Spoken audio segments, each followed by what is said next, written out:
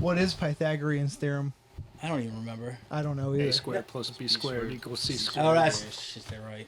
Never mind. They're the fucking. But then again, they were also like in school more recently than I was. I haven't been in school since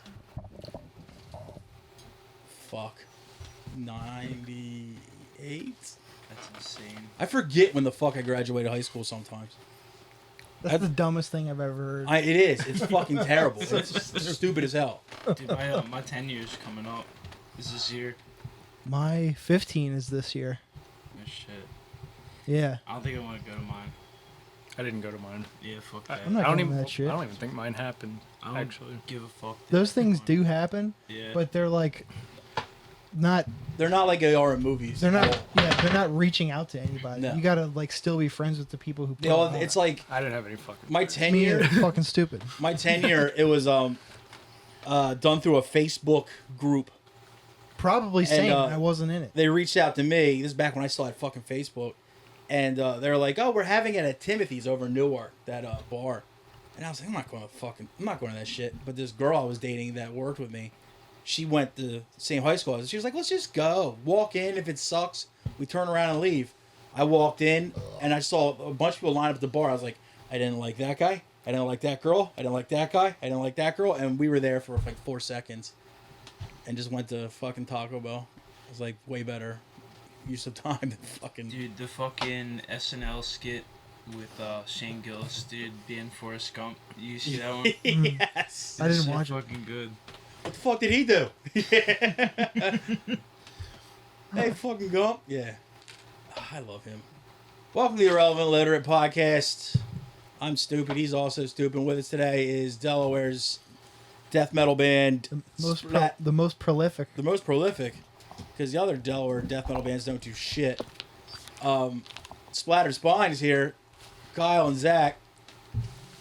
Hi, boys. Hello. Thank you for Thanks coming. for having us. Yeah, scoot in, be somewhere. Yeah. There you go. Got to talk into that thing right there. Yeah, this guy. You guys need... I got waters and I got 2 seltzers left. And if anyone wants a room temperature twisted tea... I'm good on that. I'm good for now. We ended up with one somehow. That thing's going to be here for... Yeah. I might just throw it away. Might as well. But... Or I'll shotgun it and break edge. What a way to go. What everybody... What a pathetic. What everybody should do when they get out of here tonight is go home. Do you guys have everybody here have HBO Max? Yeah. I do have access Watch to Spacey that. Unmasked. Huh? Spacey Unmasked. The doc? Dude. His brother is so fucking cool. It's unreal. What? It is unfucking real.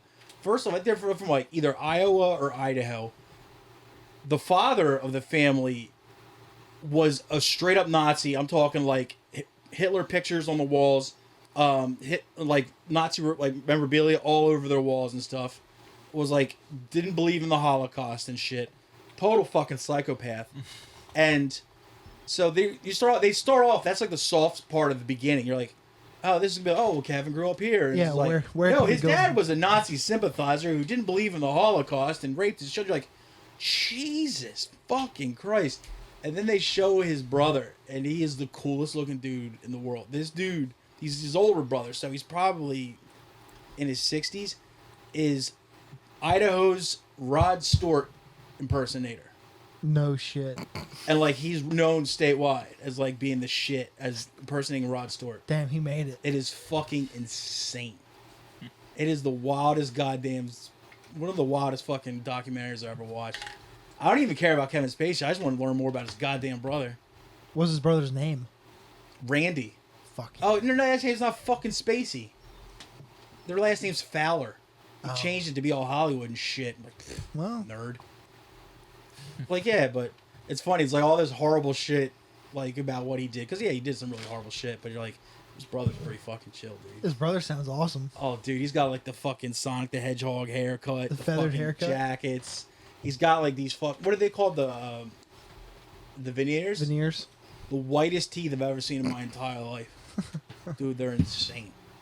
But, yeah, everybody should... Spacey Unmasked, dude. Just watch it for Randy. Or just Google Randy fucking Fowler, Kevin Spacey's brother. Who pointed out people with veneers in like bars with black lights? That's a hilarious concept. Oh, to it's me. fucking terrifying. Is you seeing their teeth and shit? Yes. Yeah, it's fucking insane. Cause there was this one dude who used to always like have like these videos and it would feel like, cause he would do like the lightings at bars. Like if you got jizz on your pants, it shows up in certain bar lighting. Like not like bars, but like dance clubs and shit. Like you can just see like dudes with just fucking spray on their pants and shit. And they're like the only thing brighter than jizz stains on people's pants are the people that have fake teeth, and it just shows all these just like you don't even see their face. You just see these bright white chompers going across. It is fucking awesome. Glowing white. That's sick. It'd be cool if they had like the teeth and the cum stain just like fucking fighting for what's going to be more prevalent. Like a fucking cartoon when the lights would go out Yes, exactly that. Yes, all you see is the eyeballs and the teeth. and the cum stain. But now it's the eyeballs, the teeth, and a nut stain on the. It's fucking. Because they did it in like one of those Russian nightclubs, which you know are great because it's all Sweet. dudes in fucking like track pants and cool haircuts, and there's like so much cum, dude. It's fucking hysterical. It's like, were they beating off on the stool at the bar? Like, what the fuck happened? It wasn't like an accidental, oops, I wore the same pair of pants I wore yesterday. Nah, dude, it was like evidence. They're seasoned. It's like it was basically, yeah, it was evidence, dude. Have you? Go ahead. Have you ever like had a quickie and just pulled the front of your pants down Yeah, and seen what it does to your pants? yeah. I couldn't believe it. Like when you My went, pants were so fucked up. would you went over the top of the pants, or did you go through the zipper hole? Over the top. Yeah, the top of your pants, like, it'll just be fucking wet from like fuck sweat from your balls and shit. So yeah, it's just Yeah, fluids, disgusting. man.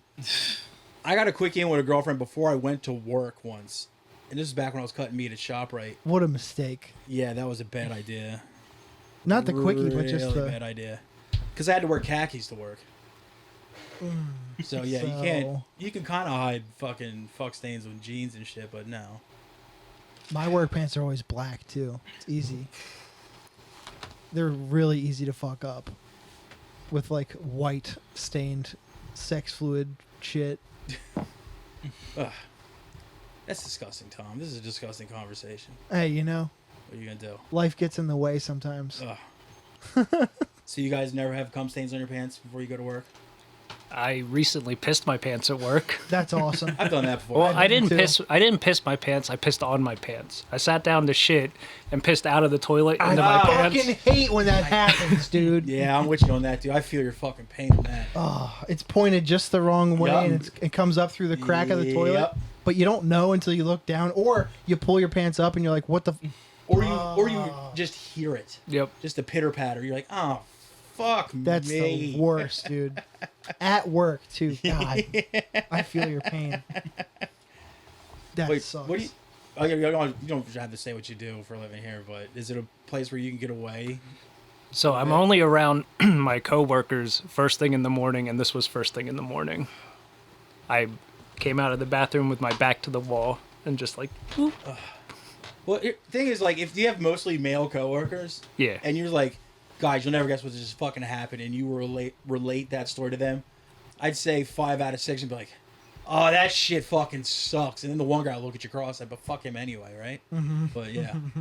God damn, dude. And the good thing about like most dudes will laugh it off with you too, Yeah, or it's- make fun of you, which is Oh fun. yeah, it's still gonna make fun of you, but at least you'll get out in front of it. Yeah, You know what I yeah. mean? Like, so it's not too traumatizing. I mean, you can't not get out in front of that. It's too egregious. I remember sharding at work. I was still at ShopRite. This was when I first started working there. I was in the deli department, and this old lady was just taking forever to get all her stuff taken care of, and I was just like letting out little gassers just to like relieve pressure, and just one got away from me, and I was just like fucking mortified because I had only been there maybe 7 months at this point in time, so I was still new. And so as soon as she was done, I ran to the bathroom. I had to throw away my underwear and shit, but the pants were fine. But still, for something in me, for some reason, as soon as I got back, there was this dude I work with. Shout out Adam Gonzalez. I was just like, dude, you'll never guess what I just did. And he's like, what? I was like, I sharted while I was waiting on that lady. He's like, that why you run to the bathroom so quick? I was like, yeah, dude. He's like, how bad was it? I was like, I had to throw away my underwear. He's like, haha, that's fucking terrible. Then I'm like, why did I tell him? I could have easily have gotten away with it, but for some reason I needed like to justify it to somebody in the room. Just, go ahead. Ever since my bowel shit, I've had the propensity to shart sometimes too. So ever since I keep a backup set of clothes in my car, That's smart. in like a little go bag, underwear, socks, pants, or Yeah. a shirt. And when we were working at the Target, I definitely sharted myself first thing in the morning. I had to throw my underwear away. Dude, the shirt though, if it's ever been that bad, you need to change the shirt. Sometimes. Yeah. Or if I'm like going to the gym or some shit, I can put a clean shirt on. Or get out or Oh yeah. whatever. I always go to the gym, so I know exactly what it's all about. But yeah, one of the best things ever was when I started cutting meat at that shop. Right, is like when you start in that department, you get your own locker, and then I could actually start bringing like changes of clothes and shit in case stuff went south, This was like which it frequently did. Because we had to share a bathroom with like the people that shop there. And it's the Newport Bad. shop, right? So you know Oh, it's shit. fucking brutal. And I was just like, we would get there, like the first shift would start at 5 in the morning, and at 6 o'clock is when the doors would open. And all the homeless people that lived out back of it, because there's like that marshland out back of it, and all these homeless people lived out there, they would come into the bathrooms at ShopRite, and they would do these homeless baths where like they just get like fucking like what do you call it, like the little towelettes from like Buffalo Wild Wings and shit, and just scrub down with them. a whore's bath. So pretty much anytime you would walk in there around 6 o'clock in the morning, you would walk in on some naked homeless dude just fucking wiping down. And then you had to go sit and take a shit in the exact same room where he was just stripping down. You're like, God damn it. Was it a bathroom with like multiple stalls too? No. It's just one. It was a toilet, urinal, and it was one of the ones you're supposed to lock it behind you, but those guys don't believe in locks, I guess. You know, No, they 'cause- truly 'cause they live don't. outdoors. You know, they're above man's laws. You know, they're fucking... They're like Ted Kaczynski and shit. They got So- one over on all of So us. you're just dude. like... When you go to the bathroom and you push on it and it's locked, you're like, all right, it's in there. But this time, you know, you go... And all of a sudden you're like, there's some guy's ass and he's washing himself down with Buffalo Wild Wing towels. It's a human Yeah. instinct to open a closed door. Yeah. So But I give him credit for using the, like, Buffalo Wild Wing towels because they are lemon scented. nice, dude. That's They're good. fucking sweet. And if they can get like sauce off your fingernails, they can pretty much get a lot off, like hepatitis and shit like that. Yeah, it was fucking brutal. We actually had to have like a union meeting to tell them that people that worked in our department got to use the bathroom upstairs that all like the office people like used because we were tired of shitting next to homeless people. Did you ever hear about the short shorts, dude? Oh, yeah, with the mustache. Yeah. Yeah, Is this a Newport character? yeah. Yeah, Newport lore. It was rumored two things that he used to work at the movies 10, Yeah, he did. and it was said that he got fired for dropping a reel of Raiders of the Lost Ark. Just dropping it on the ground? Yeah, like a reel, trying to change it or Oh, something, destroyed okay. it, and then also that he got kicked out of ShopRite for jerking off in the meat department. He got kicked out numerous times when I was still working there. This was early to late aughts. He was in there and he got told to leave a few times because this guy wore like Umbro type shorts, right? And he had like this fucking thick ass mustache too. But like every time he would always sit on that bench like right out front of the store, and his nuts were always hanging out of the shorts, and like. People were always like complaining about it, so we had to keep having to tell him, they had to keep having to tell him not to come back. And then he would, depending on who would tell him that, if it was a person of color, he would drop hard RNs at them, and we're like, all right, dude, you're done. But his money was still green, so after 6 months, they let him back in. Mm-hmm. But he was constantly getting kicked out for shit. He was always like, his balls were always out, so saying him jerking off in there, it's not far-fetched. That huge store is a lawless. But the first time I saw him, he was a ticket tearer at Movies 10. My buddy Steve was one of the managers there, like 02 or 03. And I forget what the fuck they call him. They had an even better nickname for that guy. But yeah, his balls were always out. It was fucking insane. And like, it'd be like wintertime. He and still had the shorts on? Yeah. He'd have like a full North Face puffer, like a fucking crisp, nice one too, right? But he'd still have these fucking like 1970s gym teacher shorts on, They have the white stripes and shit. and he on always them? had like those like the all black old man New Balances on with black socks. So he was just fucking dripped. It's a classic look, man. He had a look, dude. But he was mean as fuck unless you were a white dude. And I would say good morning to everybody. He's like, oh, hello. I'm like, all right. But every time one of the front end ladies would be like, look, you gotta put your balls away. Like, he wasn't like taking them out and being like, check these out. They were just always falling out. And, you know, of course, family shop there. So. But they're like, look, you got to pull your balls away. And for some reason, you could only say that if you were one of his peoples, I guess. But he was a fucking mess. Yeah, he'd get banned for like 6 months, then he'd turn up again. And you're like, oh, him. I forgot all about that fucking guy. No, you haven't died yet? That place had tons of fucking characters, man. The best is we used to have like characters, and like the people in there, like you would see every day, you just had nicknames for them. And then all of a sudden, they'd have like the black apron and the maroon ShopRite shirt on. You're like, they gave that person a fucking job here? We had this lady we called Onion Snatch because she seriously smelled like pussy and onions, right? It was just fucking disgusting.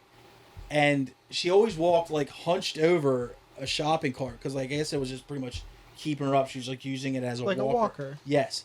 And we were like, and like all the hillbillies I worked with, like, oh, here comes Onion Snatch. And we're like, it was fun. And then one day we go up front to get our coffee and shit, and there she is, just out on the register, like bagging groceries. We're like, oh, okay. She's one of us now. Yeah, right? Then you have employee meetings, you're sitting next to Onion Snatch. It's like, Jesus Christ.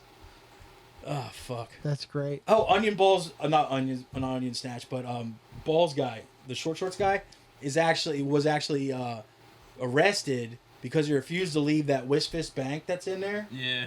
He was in there sitting down once and his fucking bag fell out.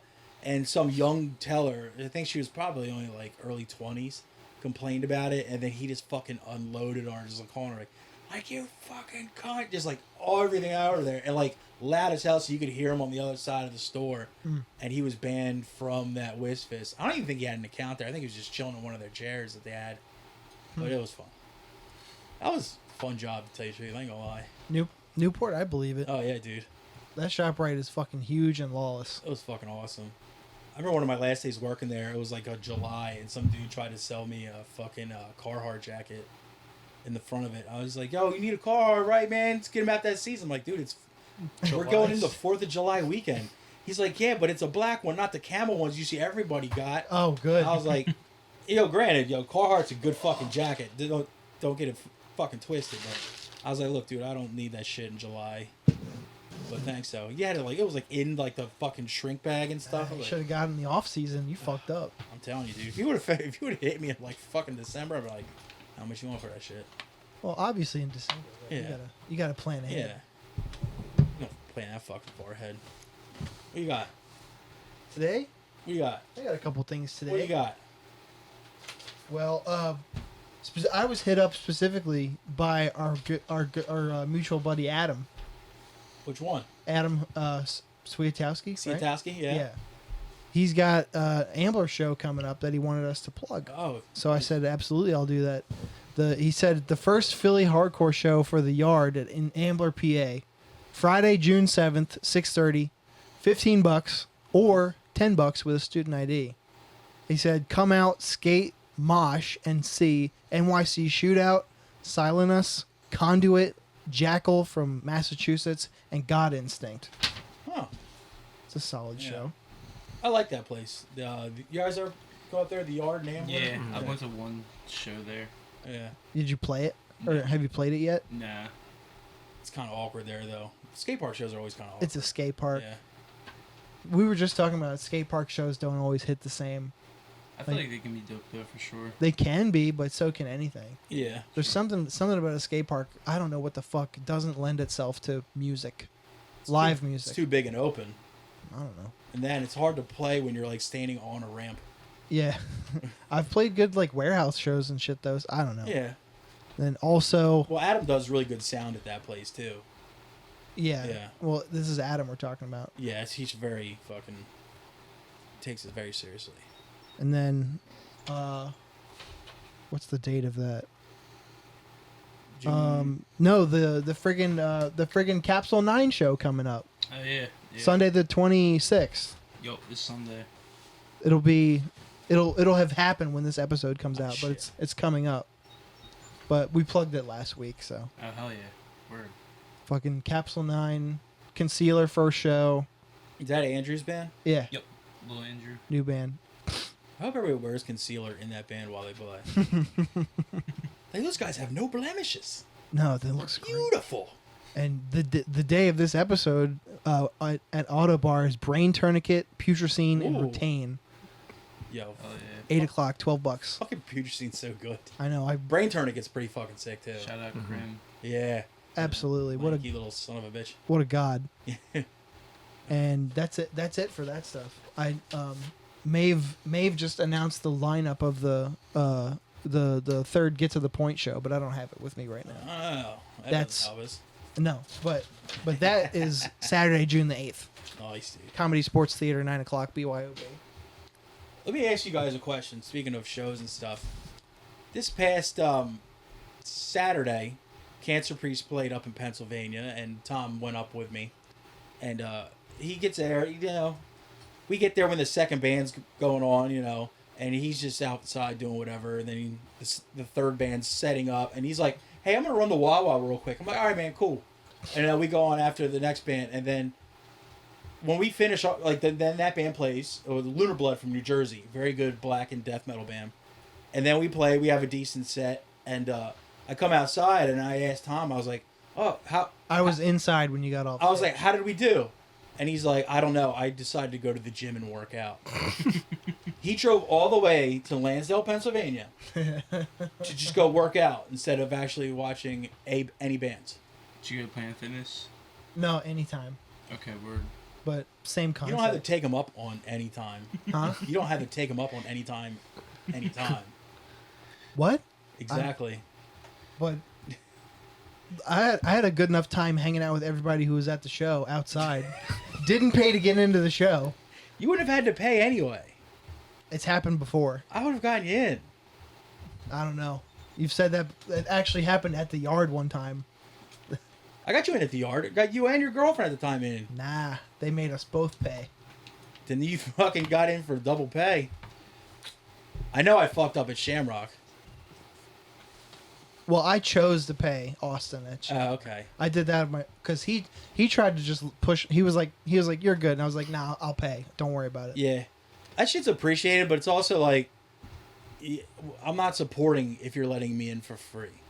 Yeah. Yeah. true. Like, I appreciate the gesture when people do that, you know, but it's like, it's not helping your, like, you know, production company or your shows happen if I'm just going in for free. I mean, plus I have it. like Eternal Sleep was there and shit. Yeah. Like, you need the Steel money. Nation. You need to give these people money. Kyle was there. Kyle was there. Yeah. There you go. I paid. Zach was there. The world's slowest mosher was there. Remember that kid? Which one? There was like 3. There was a kid there with a cast on his arm, and he was just doing everything at like -10 speed. I was like, "Am I on edibles? This is fucking weird." Like, he was just so slow, like out of time and everything. I'm like, this guy's a strange. Well, Baltimore's just strange people all around when you think about it. There appeared to be some sort of gathering of people with hats on that all had the same initials on. If Oh. you catch my drift. It's But fuck is their little thing called? They show up at these Shamrock shows, and I don't see them at Baltimore hardcore shows. Well, there was a lot of cross contaminations with those crowds because the Baltimore hardcore shows, like, you know, the Baltimore hardcore shows, those guys aren't very welcoming. Are you kidding me? Yeah, Flat they're Spot not very- is not welcoming. They're not very welcoming to like certain, like, if you're not like part of their little inner circle or even like the ring outside of that circle, like, you're not going to get booked by them.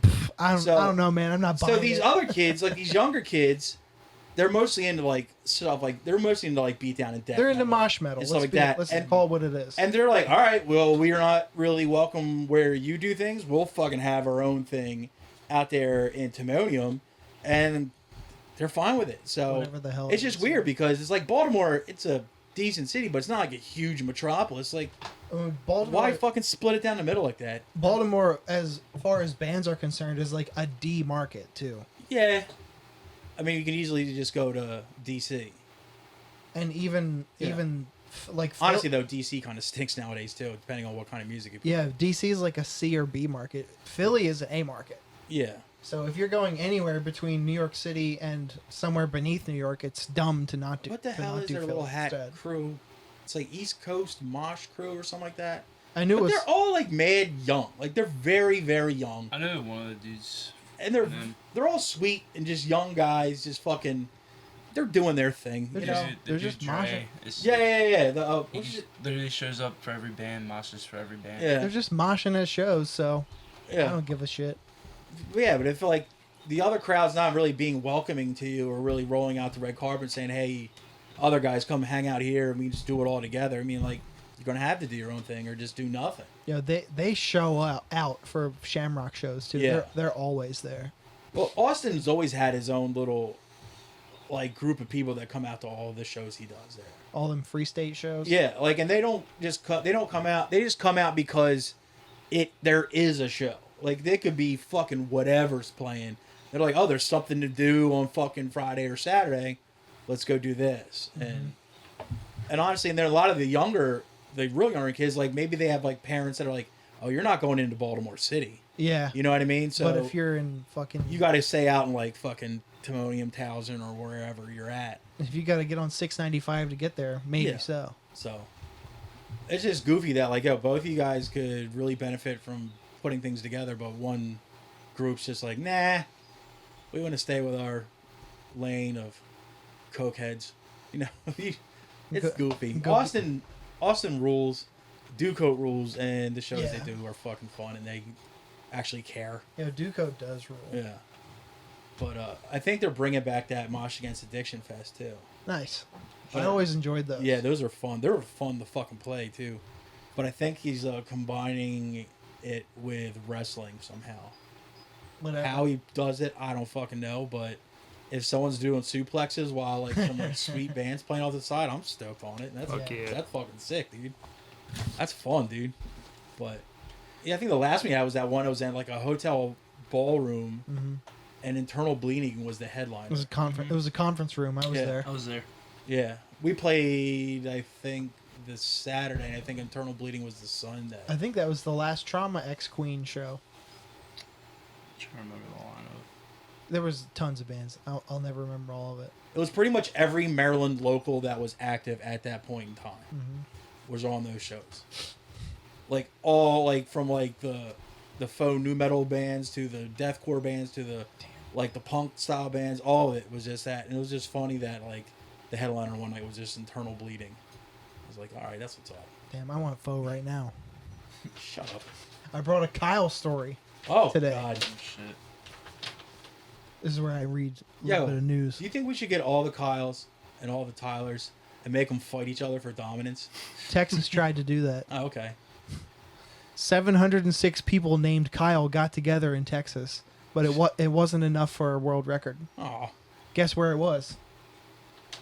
Kyle's Texas. Kyle, Texas. Oh, shit. There is a Kyle, Texas. Yes. Oh fuck me. There's a Katy, Texas too, We right don't outside we of don't Houston. Care about her. How many people named Kyle can fit in one place? For one Texas city, not enough. Another attempt by the city of Kyle, Texas to break the world record for the largest gathering of people with one name fell short Saturday despite 706 Kyles of all ages turning up at a park in the suburbs of Austin. The crown is currently held by a town in Bosnia that got 2,325 people named Ivan together Oh. in 2017. I was like, there's Kyles in Bosnia. It's not the first time Kyles have come gunning for the Ivans. Last year, the official count at what has become known as the Gathering of the Kyles clocked in at 1,490 in the fast-growing Texas city about 37 miles south of Austin. Kyle is not a chart topper among popular names in the U.S., according to the Social Security Administration, which annually tracks the name given to girls and boys in each state. The most recent data showed Kyle ranked 416th amongst males in 2023. I think Ivan was like 3,000 something. I used to wonder, you know that country over in Africa, Chad? If there's actually anybody there named Chad? There's probably so many. And how great, me and Dave Jans used to talk about this, and how great it'd be if you went over there and it was just a bunch of like lacrosse dudes with pop collars.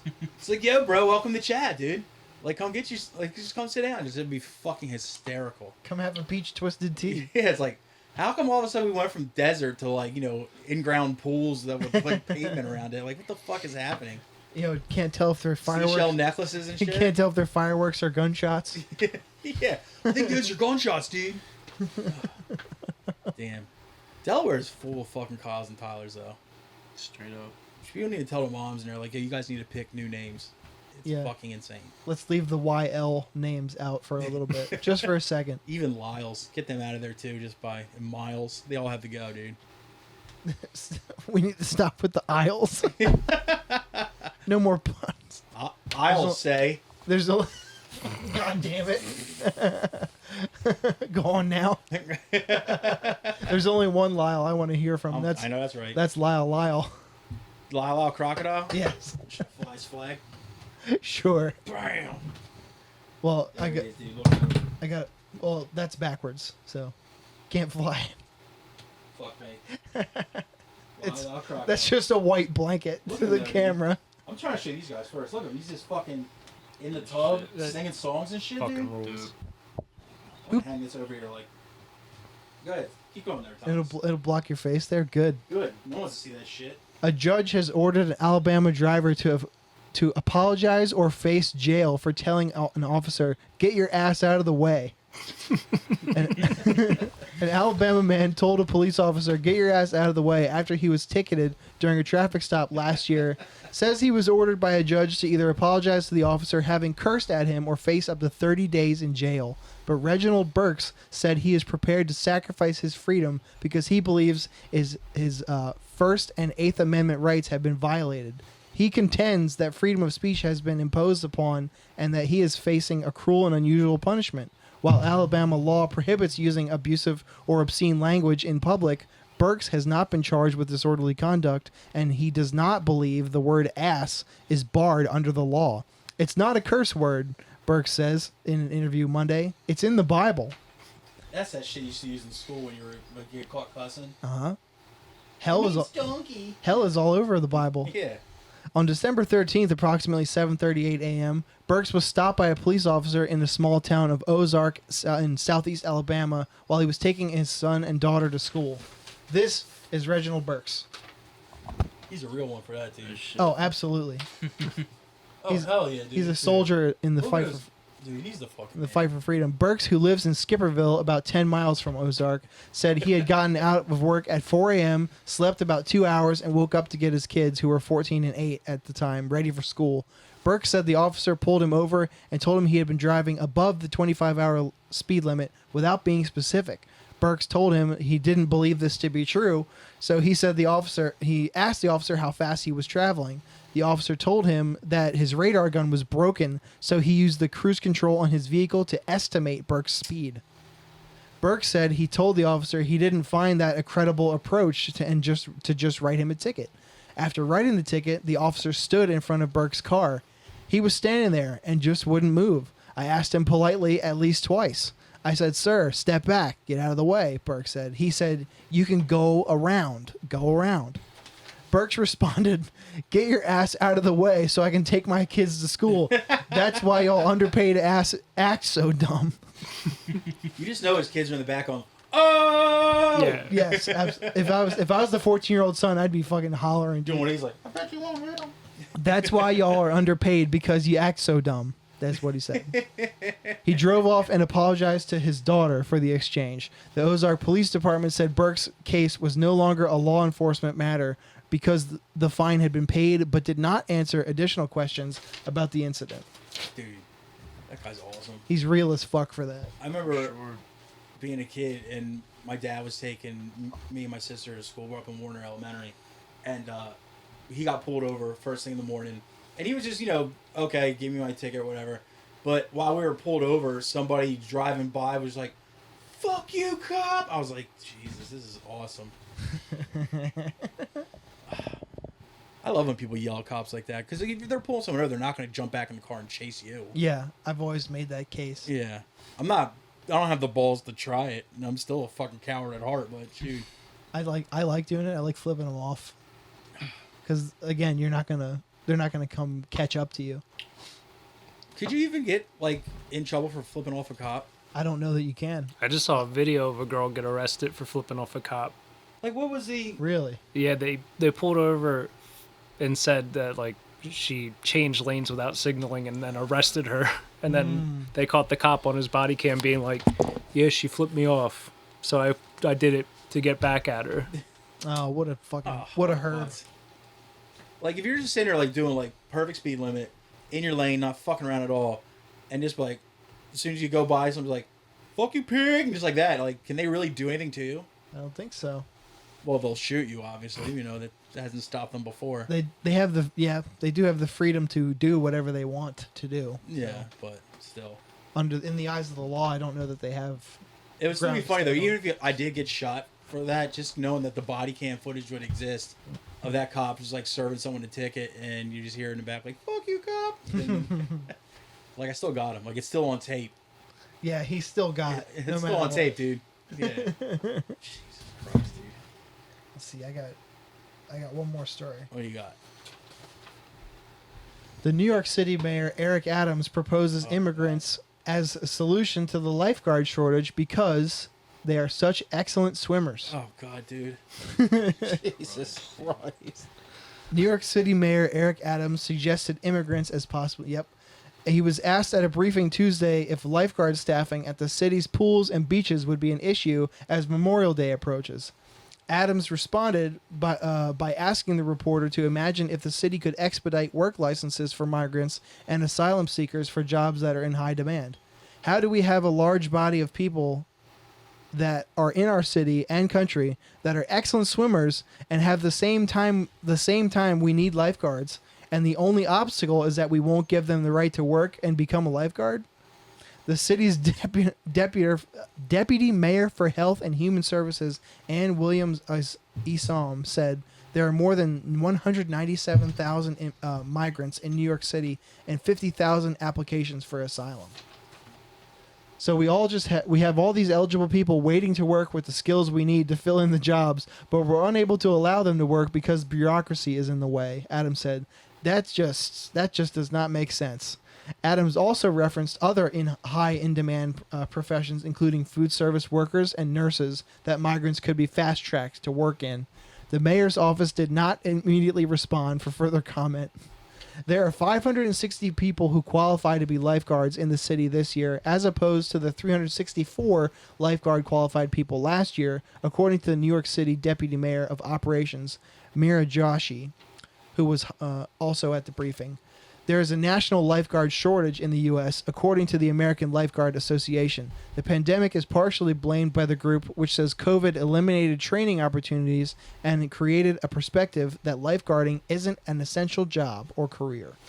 It's not really a career. I mean, because guarantee you, any migrant that comes over can find an under-the-table job anywhere, even like washing dishes, and I guarantee you it pays more and it has more safety and hours than a fucking lifeguard job. Yeah, that's why you have a shortage. Once it gets cold, you're fucked. That Job's over. That job stinks. Whereas washing a dish or fucking, doing yard shit, you can do that for a good long while. It's pretty evergreen. And he said like, oh, they could be like fast tracked into nursing. Like, I don't know if you guys have been in a hospital recently. They are in there. Like, when I was in the hospital last year for 5 days, every single like nurse or like just like attendant I had was a lady from like the islands, like a Caribbean lady. Yeah, West Indian people love nursing. Oh, they're so good at it too. They call you sweetie all the time too, and you're like, oh, I love you. Some of my best nurses were West Indian people. So it's like they're already doing that, and that's also obviously pays more than a fucking lifeguard. Yeah, a lifeguard's a job for like somebody who's like 15 to 18 before they actually go out and get their, real jobs. It's like a paper route almost. Yeah. That guy's he's a wild boy though. Eric Adams. He's been saying wild shit since jump. But to say like, oh, because they're such good swimmers, I'm like, yeah, they also paddle over on like old wooden pallets and kegs. You're not going to put them in charge of boating. You know what I mean? It's like, oh, you came over here on a fucking piece of driftwood. Here, why don't you drive this tugboat? Like, that guy's a fucking You know, dum-dum. we could always use some more longshoremen. Damn, that's a trade I should have gotten into. Longshoremenism Fuck yeah, dude. or whatever it's Yeah, called. they make just longshoring. Dude, you make fucking bank doing that shit. When there's work, yeah. And I'm sure there's fucking undocumented immigrants doing longshoreman shit. Maybe when I worked at Del One, we had a bunch of dudes who worked at the port. They cashed the craziest paychecks. Oh, I was yeah. like, what the fuck? Yeah. They got a lot of wear and tear on them though too. Though that's not a job you can really physically do for a long time. It's brutal. There was a dude. A shout out to Milton. He was like, The Kyle of his day. yeah. A lot of Miltons in Delaware. He was just like a dark skinned black dude, thick black mustache, baseball hat all the time. Yeah. Talked in a Spanish accent. He's probably Dominican or something. Could be, yeah. Yeah. But I was like, I just thought Milton was the shit. He would always take $200 in cash in 20s out of every paycheck just for walking around money. It's dope. Milton ruled, dude. That's probably not even like a decent percentage of those checks either. It wasn't a drop in the bucket. He was making like $2,400 a week or some shit. After Goddamn, dude. after deductions. How many fucking public pools are actually in New York City? Probably more than we think. They're just surrounded by Good buildings. point. Yeah, you're probably right. I'm an idiot. Fuck me. And plus swim clubs are all inside. Yeah. Hotel pools and shit too. bro. Oh, true. They don't have like parks and shit. Like the pools aren't in parks and shit like in Delaware or like places with more open space, but Maybe he's onto something. The only English you got to teach him is how to say adult swim and don't run.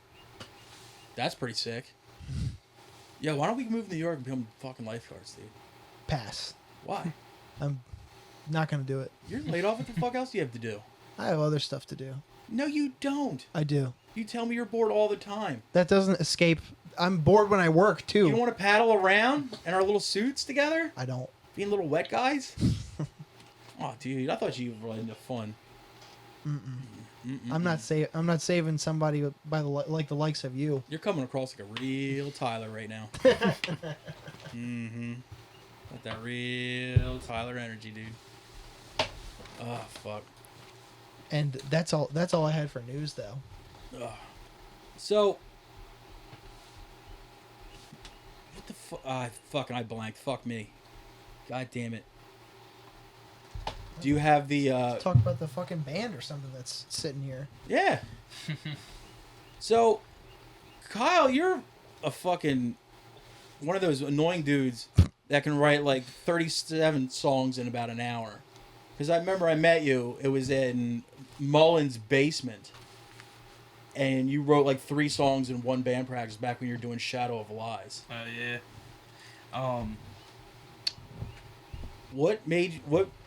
What was the transition from punk to doing death metal? The reason I started the death metal shit was so I do Capsule 9, and those fuckers are always busy with their other bands.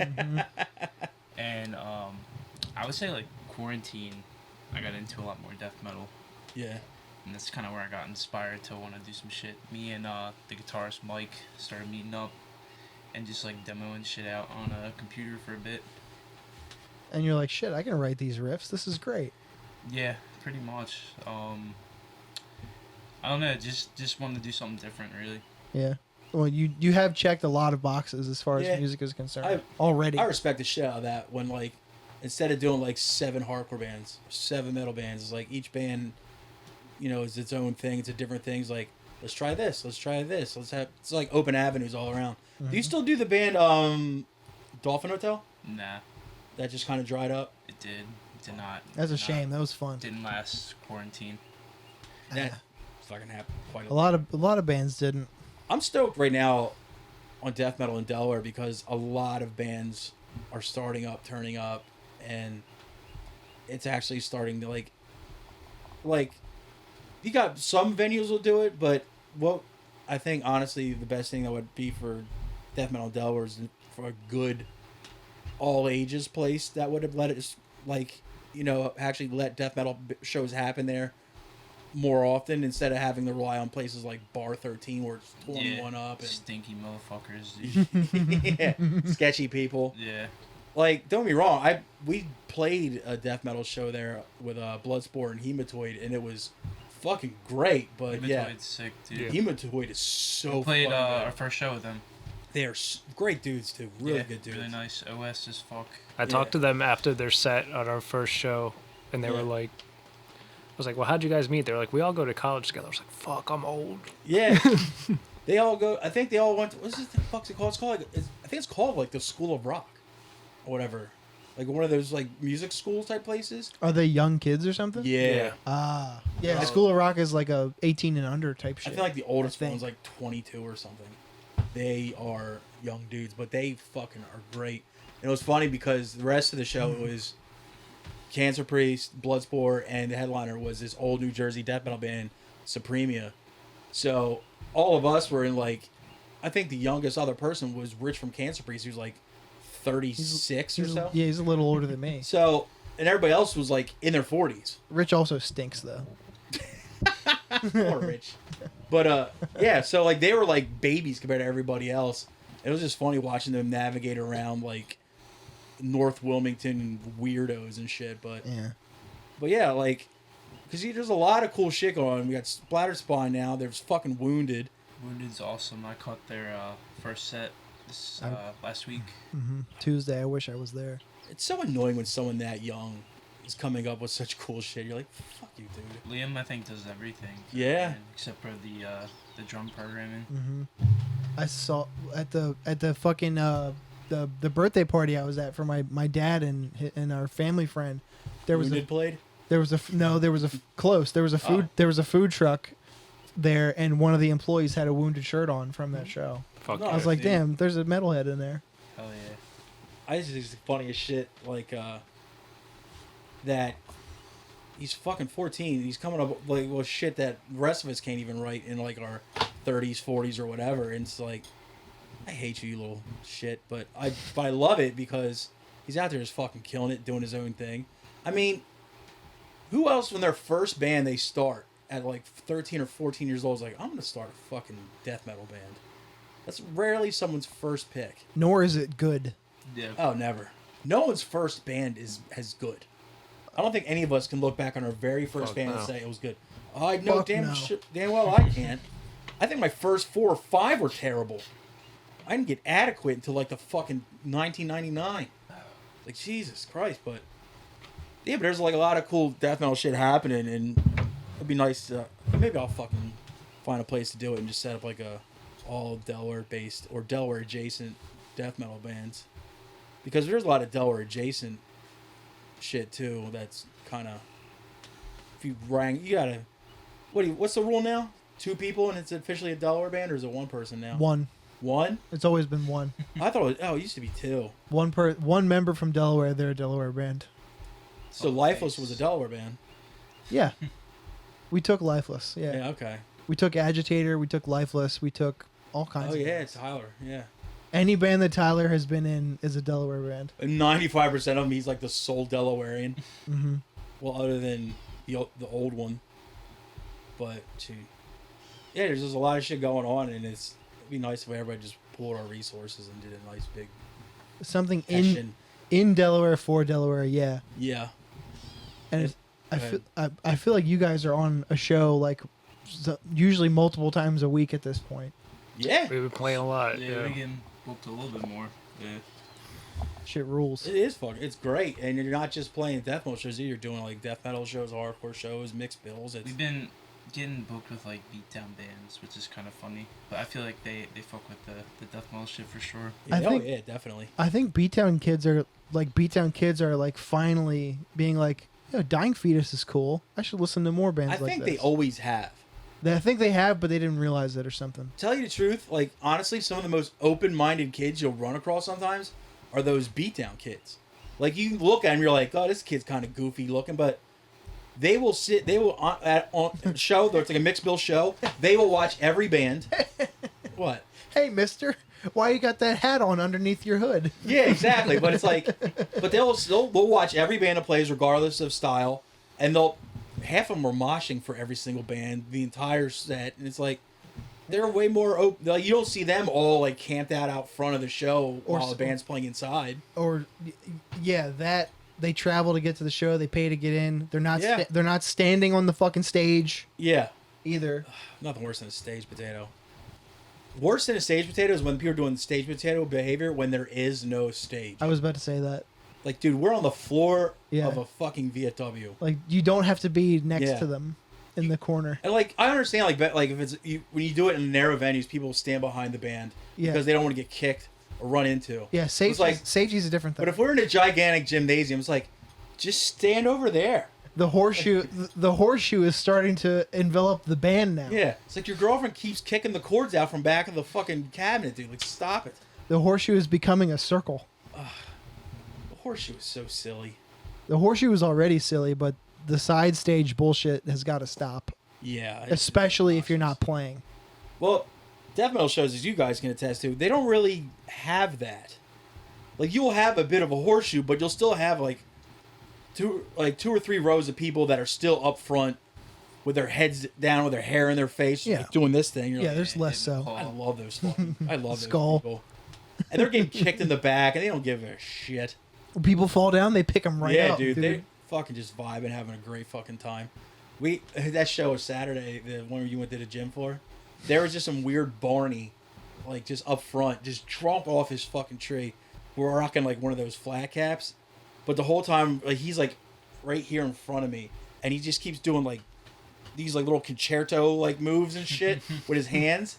And I'm just like, he kept distracting shit. I kept giggling every time I would look over and say it, and fucking up our songs. I was like, God damn it, dude. That dude rules. I had to kind of like go back like that one time because I thought he was gonna poke my goddamn eye out.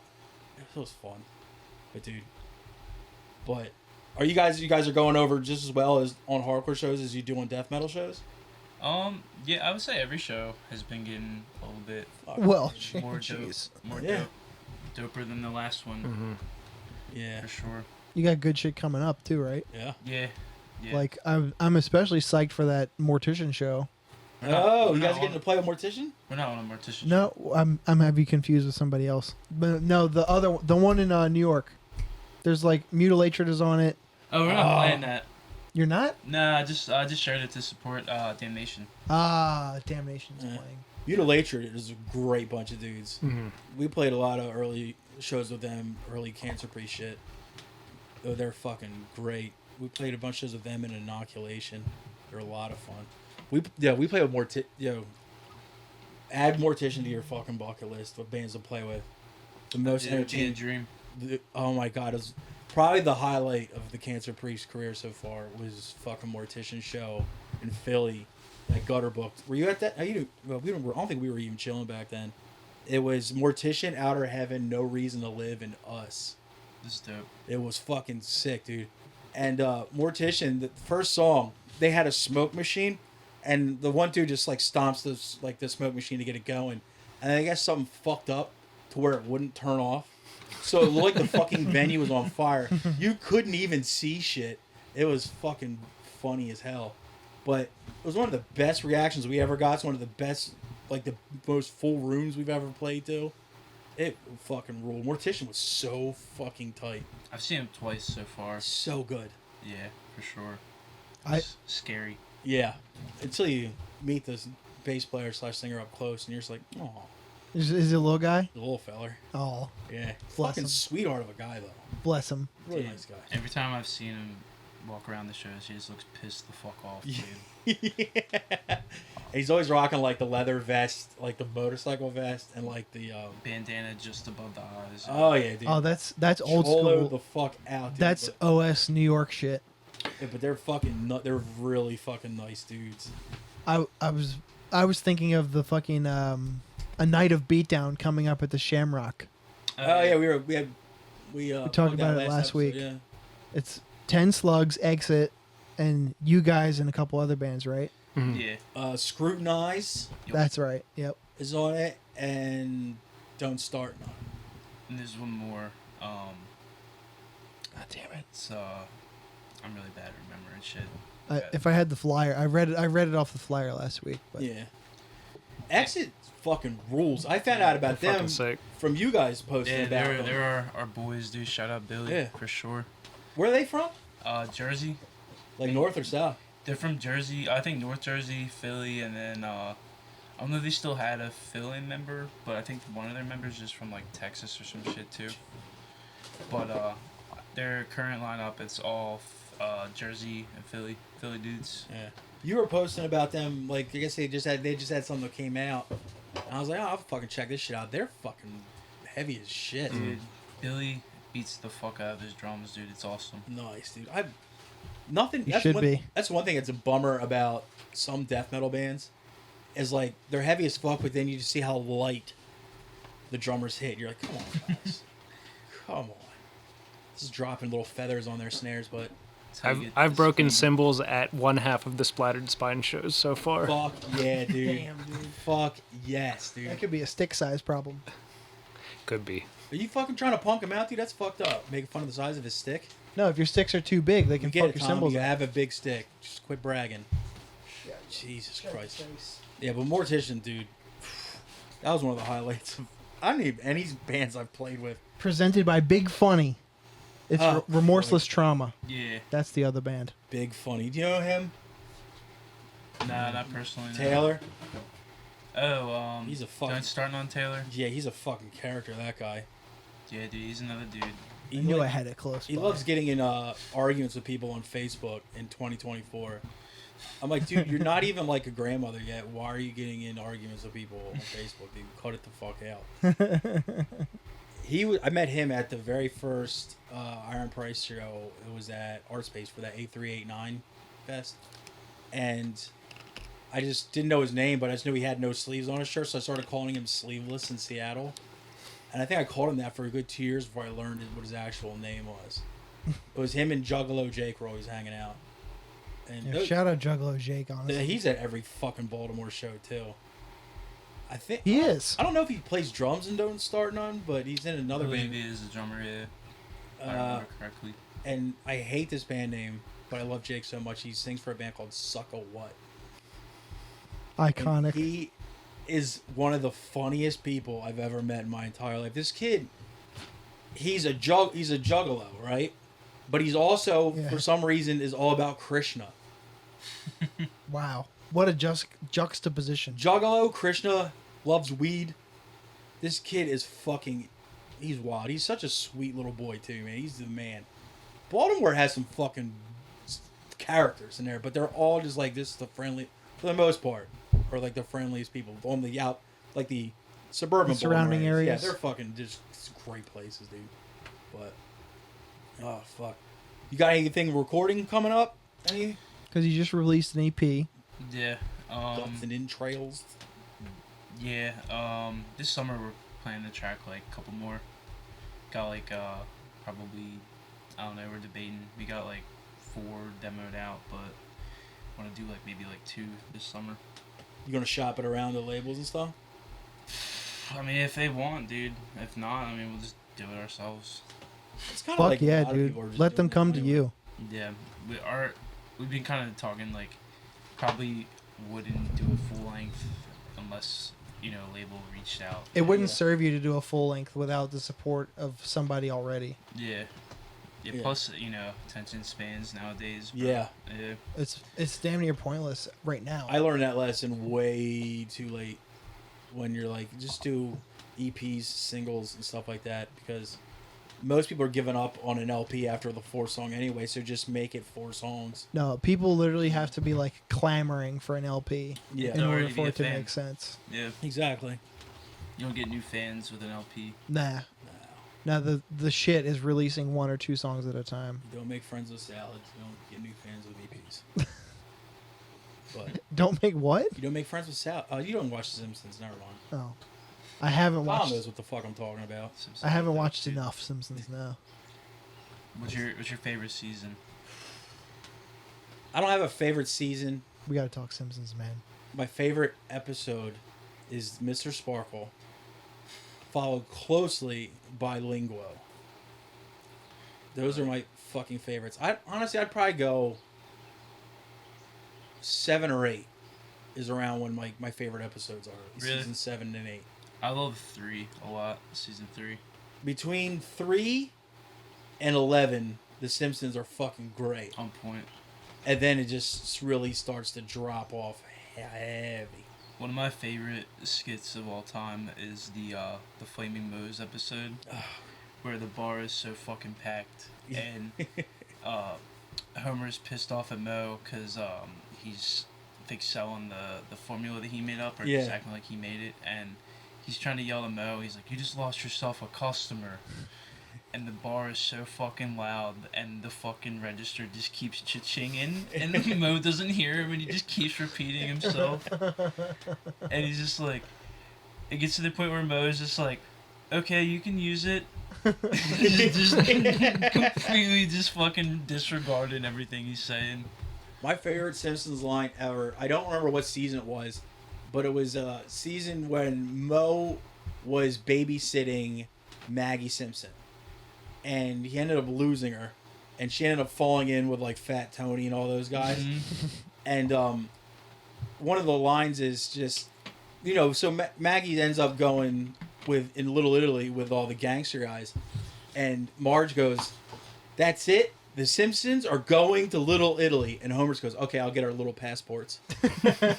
And that shit fucked me up for so fucking long. In that same episode, there's a part where towards the end, where Moe starts crying. He's like, "Oh, I think I got something in my eye," and then he just goes, "Oh, it's this giant chunk of glass," and pulls a shard of glass out of his eye. I'm like, God damn it, dude. From like 3 to I think to let's say 10. 3 to 10 is like the most quotable show ever. In 3, there's also I love the episode where Bart starts working for Fat Tony. It's like mocking Goodfellas. Yeah, give me 3 fingers of milk, Ma. And there's this scene where Chief William walks into their social club, and he's talking about a cigarette truck that went missing, and he's like trying to see what Tony knows, and he's just like, "What's a truck?" Just so fucking dumb, dude. It's so. I think wasn't that a Johnny Tylips appearances in that one too? Man. Yeah. Every I'm pretty sure, yeah. every time I put that show on, it doesn't fucking disappoint. Because I remember Johnny Tylips gets shot in one episode, and they're like, "Johnny Tylips, where you shot?" He's like, "I ain't saying nothing." Yeah. And he's like, "Well, what do you want us to tell the ambulance?" He's like, "Tell them to go suck lemons." So You used good. to say that every Yeah. 5 minutes. Oh yeah. Oh god. Or fucking Tingle does too. What do we say to your mother? Whoa. Who says I got a mother? Have you seen That's the? never. My bad. Very good. That was Tingle. Fucking quoted that constantly. Oh yeah, At dude. the When old place. he would road dog for Dead and Berry before he took my goddamn spot. Like the whole time we would just be up late for like a late night drive. That would just be nothing but Simpsons quotes back and forth. He is ways because like I know episodes, like I know pretty much like line for line, but I can't tell you what season it's from. I can't tell you like the episode number or anything like that, but I can still quote most of it. But I can't get it down to the details like episode numbers, what season it was actually in. Nah, man. Him and shit like and that. Mike Murrow can. Yeah, those two. Yeah, it's fucking insane. I was watching it one time, and all I did was take a picture of the credits, and from a frame, Murrow knew what episode I was watching. Oh yeah, dude. It was like season 4. There was something with the school. I don't remember everything right now, That was very descriptive, Tom. but Murrow knew exactly what episode it was, and he was like, "Oh, I fucking love that one." Like, yeah, of course you do. It's good. Dude, somebody on YouTube combined all the little McBain shorts, so you can watch the whole McBain Mendoza. series all in one. One of my favorite things ever to watch. There's this running gag. I love modern times. There's this running gag through like multiple seasons of multiple episodes where someone will just grab whatever random object and just throw it and it'll explode. And somebody put like a supercut of all these together, and I forgot one of my favorite ones is some guy's appendix ruptures, right? And Dr. Hibbert does emergency surgery and pulls the guy's appendix out, and he's kind of like when he pulls it out, he just heaves it past the crowd of people watching, and it just explodes like a grenade. It is like one of the funniest fucking things ever, dude. Oh god damn it! I love the one, the April Fools, where Yes. Bart shakes up I think it's like a beer for Yeah. Homer, and just cracks Yes, it, and then I the saw whole that one. house just explodes. Hey, bro. Yeah. And then Chief Wiggum is like, "We got a code 6, need pretzels or some shit." Oh fuck. I love that goddamn show. I do have access to a Netflix login. I'm working on getting a Disney login so I can watch more Simpsons. That's the only reason I have Disney Plus. Literally, is just to Yeah. watch The Simpsons. I get it. I've considered just paying for it my fucking self. Who's your favorite non-Simpsons family member character? That's a tough one. Let me see. I really like Fat Tony. I also really like Apu. You can't go wrong with Apu, dude. Yeah. I love the nightlife. I love Mint Julep. I hear Snake a lot. Dude, Snake is so funny. Snake is fucking ridiculous. Used to play with this band called Scheduled Beating from Baltimore. They're not very good, right? This was early 2000s. I do love that But name, I though. bought one of their T-shirts because the T-shirt was his mugshot, like Snake facing forward and the other one facing on the side. I was like, I just want that shirt. It was so fucking good. I think my favorite character though is Gil, the guy that's like just always like about to lose his job. The one where they break in, Homer and Marge are naked, like I think they went skinny dipping or something, and they end up going into the hot air balloon rentals or sales thing, and they let one of the balloons go, and Gil's like, I was living in there. And then they throw like his like hot plate out of the hot air balloon and it crashes on the ground and breaks. He's like, I had 2 more payments left on that hot plate. He's my fucking favorite, dude. I love him. I'm scared of you, Cookie. I'll stay away from the West Side. I would say one of my other favorite skits is the foundation repair episode, where the whole house is literally tilting one way, and he gets the foundation dude out there to quote. He puts a level on the foundation of the house, and the level just slides down. And I just love how cold he is with the price. He's like, "Ooh, it's gonna be about $8,500." And he's like, Homer's like, "What? You're not the only foundation guy in town." Goes to the yellow pages, looks through for foundation repair, and he sees a dude's ad that says "Only foundation guy in town." Of course. So, it's funny because like some of those one hit jokes that doesn't even have anything much to do with the rest of the episodes are some of the best shit ever. Simpsons Yeah. they've turned hitting a joke on the nose into an art form. Also, like that. The plumbing episode where they had the plumber over, and just his truck just is his plumbing company's called Stern Plumbing Company, and then the slogan is "I told you not to flush that." I remember the one where they were having problems with their doorbell, and the one dude to show up and fix it was Senior Ding Dong. Oh god, it's fucking great. Oh, another great episode is the one where it's the Flanders family reunion, and I it's think like I saw Flanders that from one. like all over. Yup. I might and have it's seen that one. And like this is like Juan Flanders from Mexico. He's like, oh, buenos diddly ding dong dios. And then this is Sir Arthur Flanders from Great Britain, and he's just like charmed, a googly. That show is great. I think one of the ones I just can quote front to back is probably the monorail episode. I remember just fuck. That was like the first episode like I fell in love with. Just as like, Homer, we got someone out here who can help you. He's like, is it Batman? No, it's a scientist. Batman's a scientist. Oh, fucking Christ, that shit is good. I dream to be one of the background people at the plant that just be sleeping and shit. What was the one fucking the foreign guy? Oh god damn it! He always has like the pants like pulled up to his chest. Oh, I'm trying to think. God damn it! He was always fucking funny. He was just always just kind of sleeping off in the corner, and they always had in the duck, that was always like hauling around like they were like the rod of radiation. It was just a duck with like a fucking like red wagon attached to him, and it had like a carbon rod in the back of the fucking bag. It was but he was like employee of the month and like twice, and Homer had never been employee of the month.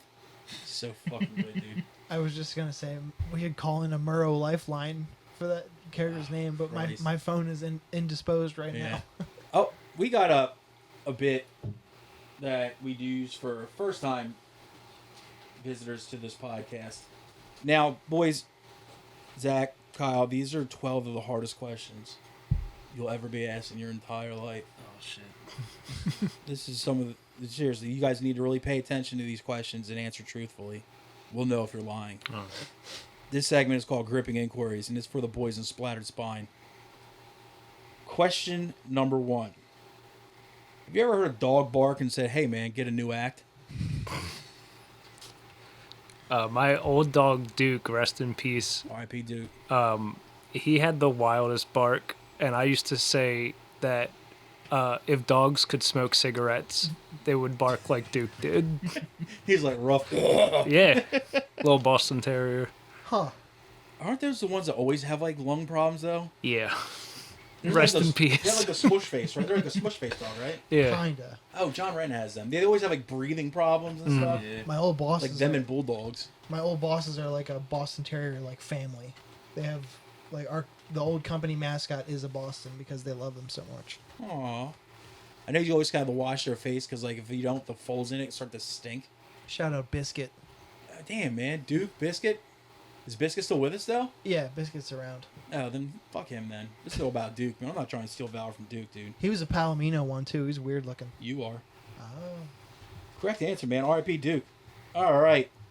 Question number 2. How well would a Pontiac Vibe perform in the UFC? I don't know what that is. It's correct answer. Yeah. It's Pontiac's first version of not quite a station wagon, not quite a sedan. Good shit. Pontiac Vibe. I keep forgetting how old I am. Question number 3. You ever see that video of the pit bull who loved fire trucks? Don't think I have. What? Yeah, I don't think so. Oh, and the local fire company like put him in the little seat in the back that has the little ladder next to it. He was so happy. You guys stink, dude. I know, dude. Just I've seen plenty of videos of dogs like howling at fire trucks, but I've never seen the pit bull that rides in Oh, one. dude, he was so stoked, dude. They put a little jacket on him and shit too. Is he the one that ran in circles? Oh yeah, every time we'll Or go down the street. Spun around. I saw Yeah. that one. Yeah, he's a good boy. I remember now. Yeah, he's a first responder technically. All right, this goes out to both of you A here. hero even. In high school, were you voted most likely to think outside the bun?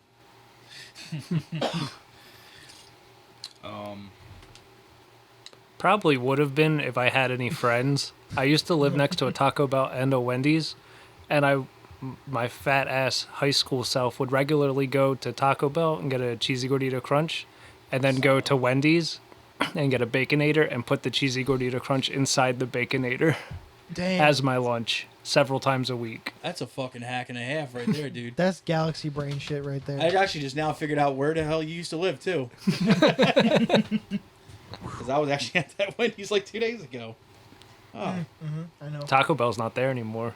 what? They tore it down, my parents told me. it's getting renovated, I think. Oh, is it? Yeah. Are we talking about the one right where the Best Buy used to be No. on Kirkwood? No. No. That's fair. okay. That's Fair and Drive. That's an anchor store. It's not going anywhere. No. I hope that was like the first. No, the first Taco Bell in Delaware was on 202. That one. Why is, do I know that? That one is directly next to a Wendy's though. Yeah. So I understand. That's where you can just the best way to do it, dude. You can go to this one, you can go to that one, you can go to both. If only they could put a McDonald's next to a Burger King. Why would you It'll- want to do that? It'll never happen. I used to. Obviously, you prefer McDonald's fries, and you prefer Burger King's like other stuff. I don't prefer Burger King's anything, to tell you the truth. You don't like long chicken? Come on, The man. long chicken was fine, but like compared to the other shit, it's always been number 4. Nah, every once in a while. It's always been the anthrax of the big 4 family. You know what I mean? Yeah, for sure. Yeah. Actually, for sure. Like you're fine. Like sure, Caught in a Mosh is a good song. Indians has that cool drum part, but like I'll still take Megadeth over that any day of the week. Mm-hmm. Would all the Heartache and Elton John songs have been avoided if Diana of Wales went by Princess Liv instead of Princess Di?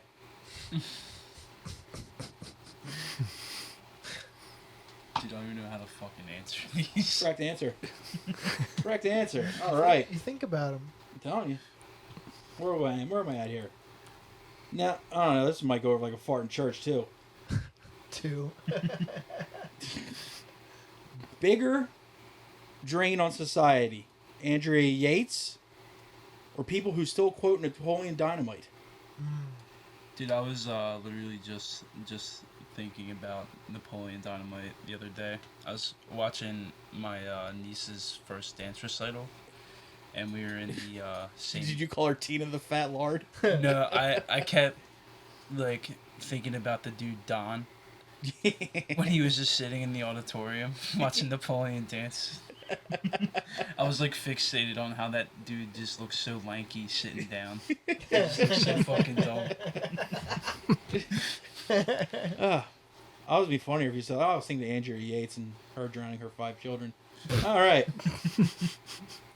I just learned like yesterday that John Heater Yeah. Yeah. improvised that whole dance. Yeah. Really? That's fucked up. That's insane. Yeah. Yeah, didn't you do like 3 different dances to 3 different songs, and then they cut it together? That's Post. exactly what they did. Yeah. Improvised. I don't think I've seen him in anything. No.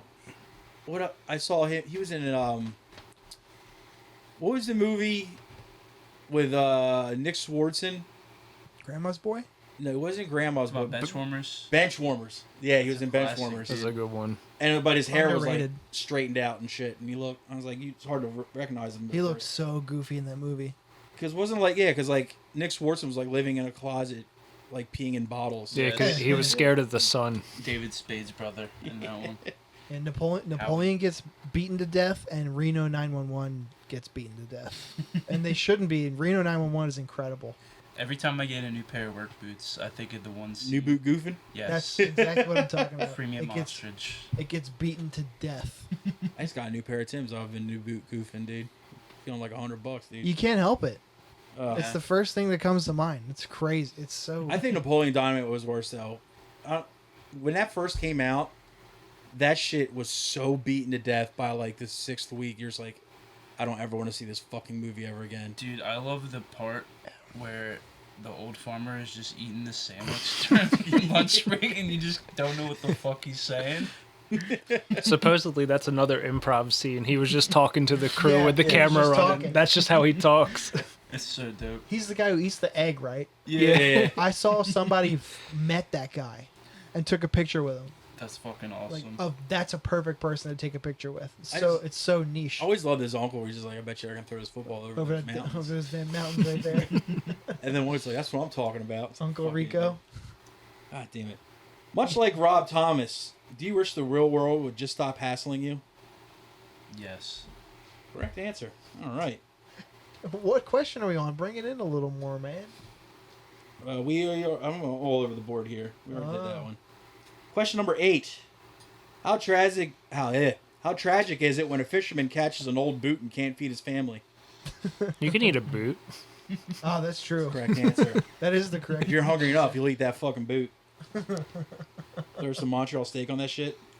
Now this one's I don't know, you guys are a different generation than me, obviously. If you took all the black dudes out of professional basketball, would Sega have named that video game NBA Preserves? What is it called? NBA Jam. Jam.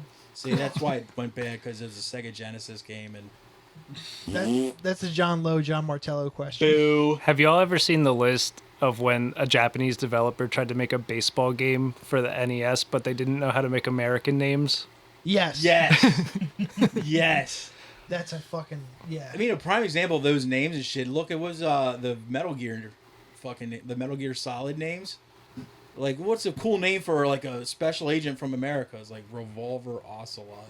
What the fuck are you guys even talking about? Fucking- My that's two- a sick name. My 2 favorite from that list are Sleeve McDykel and Ray Truck.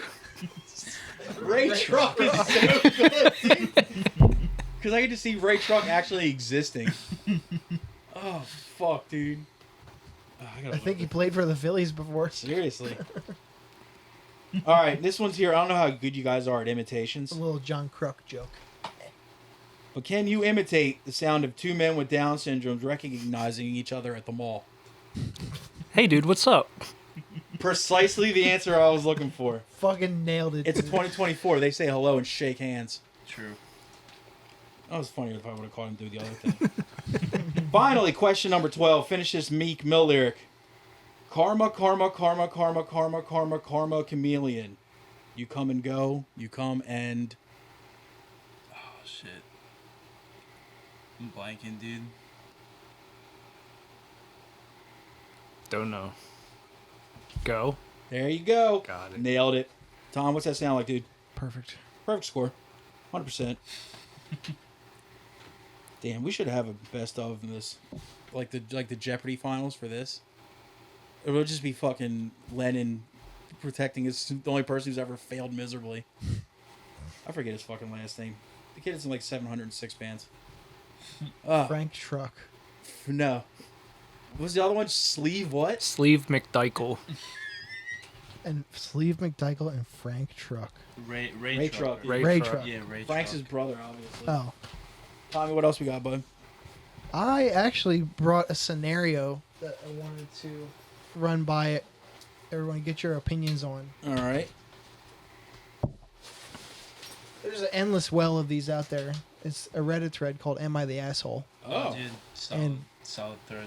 Right? Sometimes it's fucking good. There's another. I guess that's a thread called "Am I the Asshole?" Filtered. So if a post is particularly getting a lot of traction, or like something salacious or incendiary, even it gets put on AITA filtered. So there's "Am I the Asshole?" and there's "Am I the Asshole?" filtered. But this is a scenario I wanted to run by everybody. Zach, you look like you're close to my height. Kyle, you're of average, well, pretty tall, and all of us are. But I'm just a little fella. Dennis is the smallest one here. I don't know, dude. I'm 5'10". Average height. Okay, I'm only 5'11". Am I the asshole for not letting my 6'6" brother have the free first class upgrade on the airline gave me for our 12-hour flight? Yes. Hello. We are at the beginning of my dad's retirement family trip. He is paying for all of us to meet as a family in Hawaii for a week since he is retiring after working for the same company for 42 years. There are 6 of us, but my brother and I live in the same part of the country.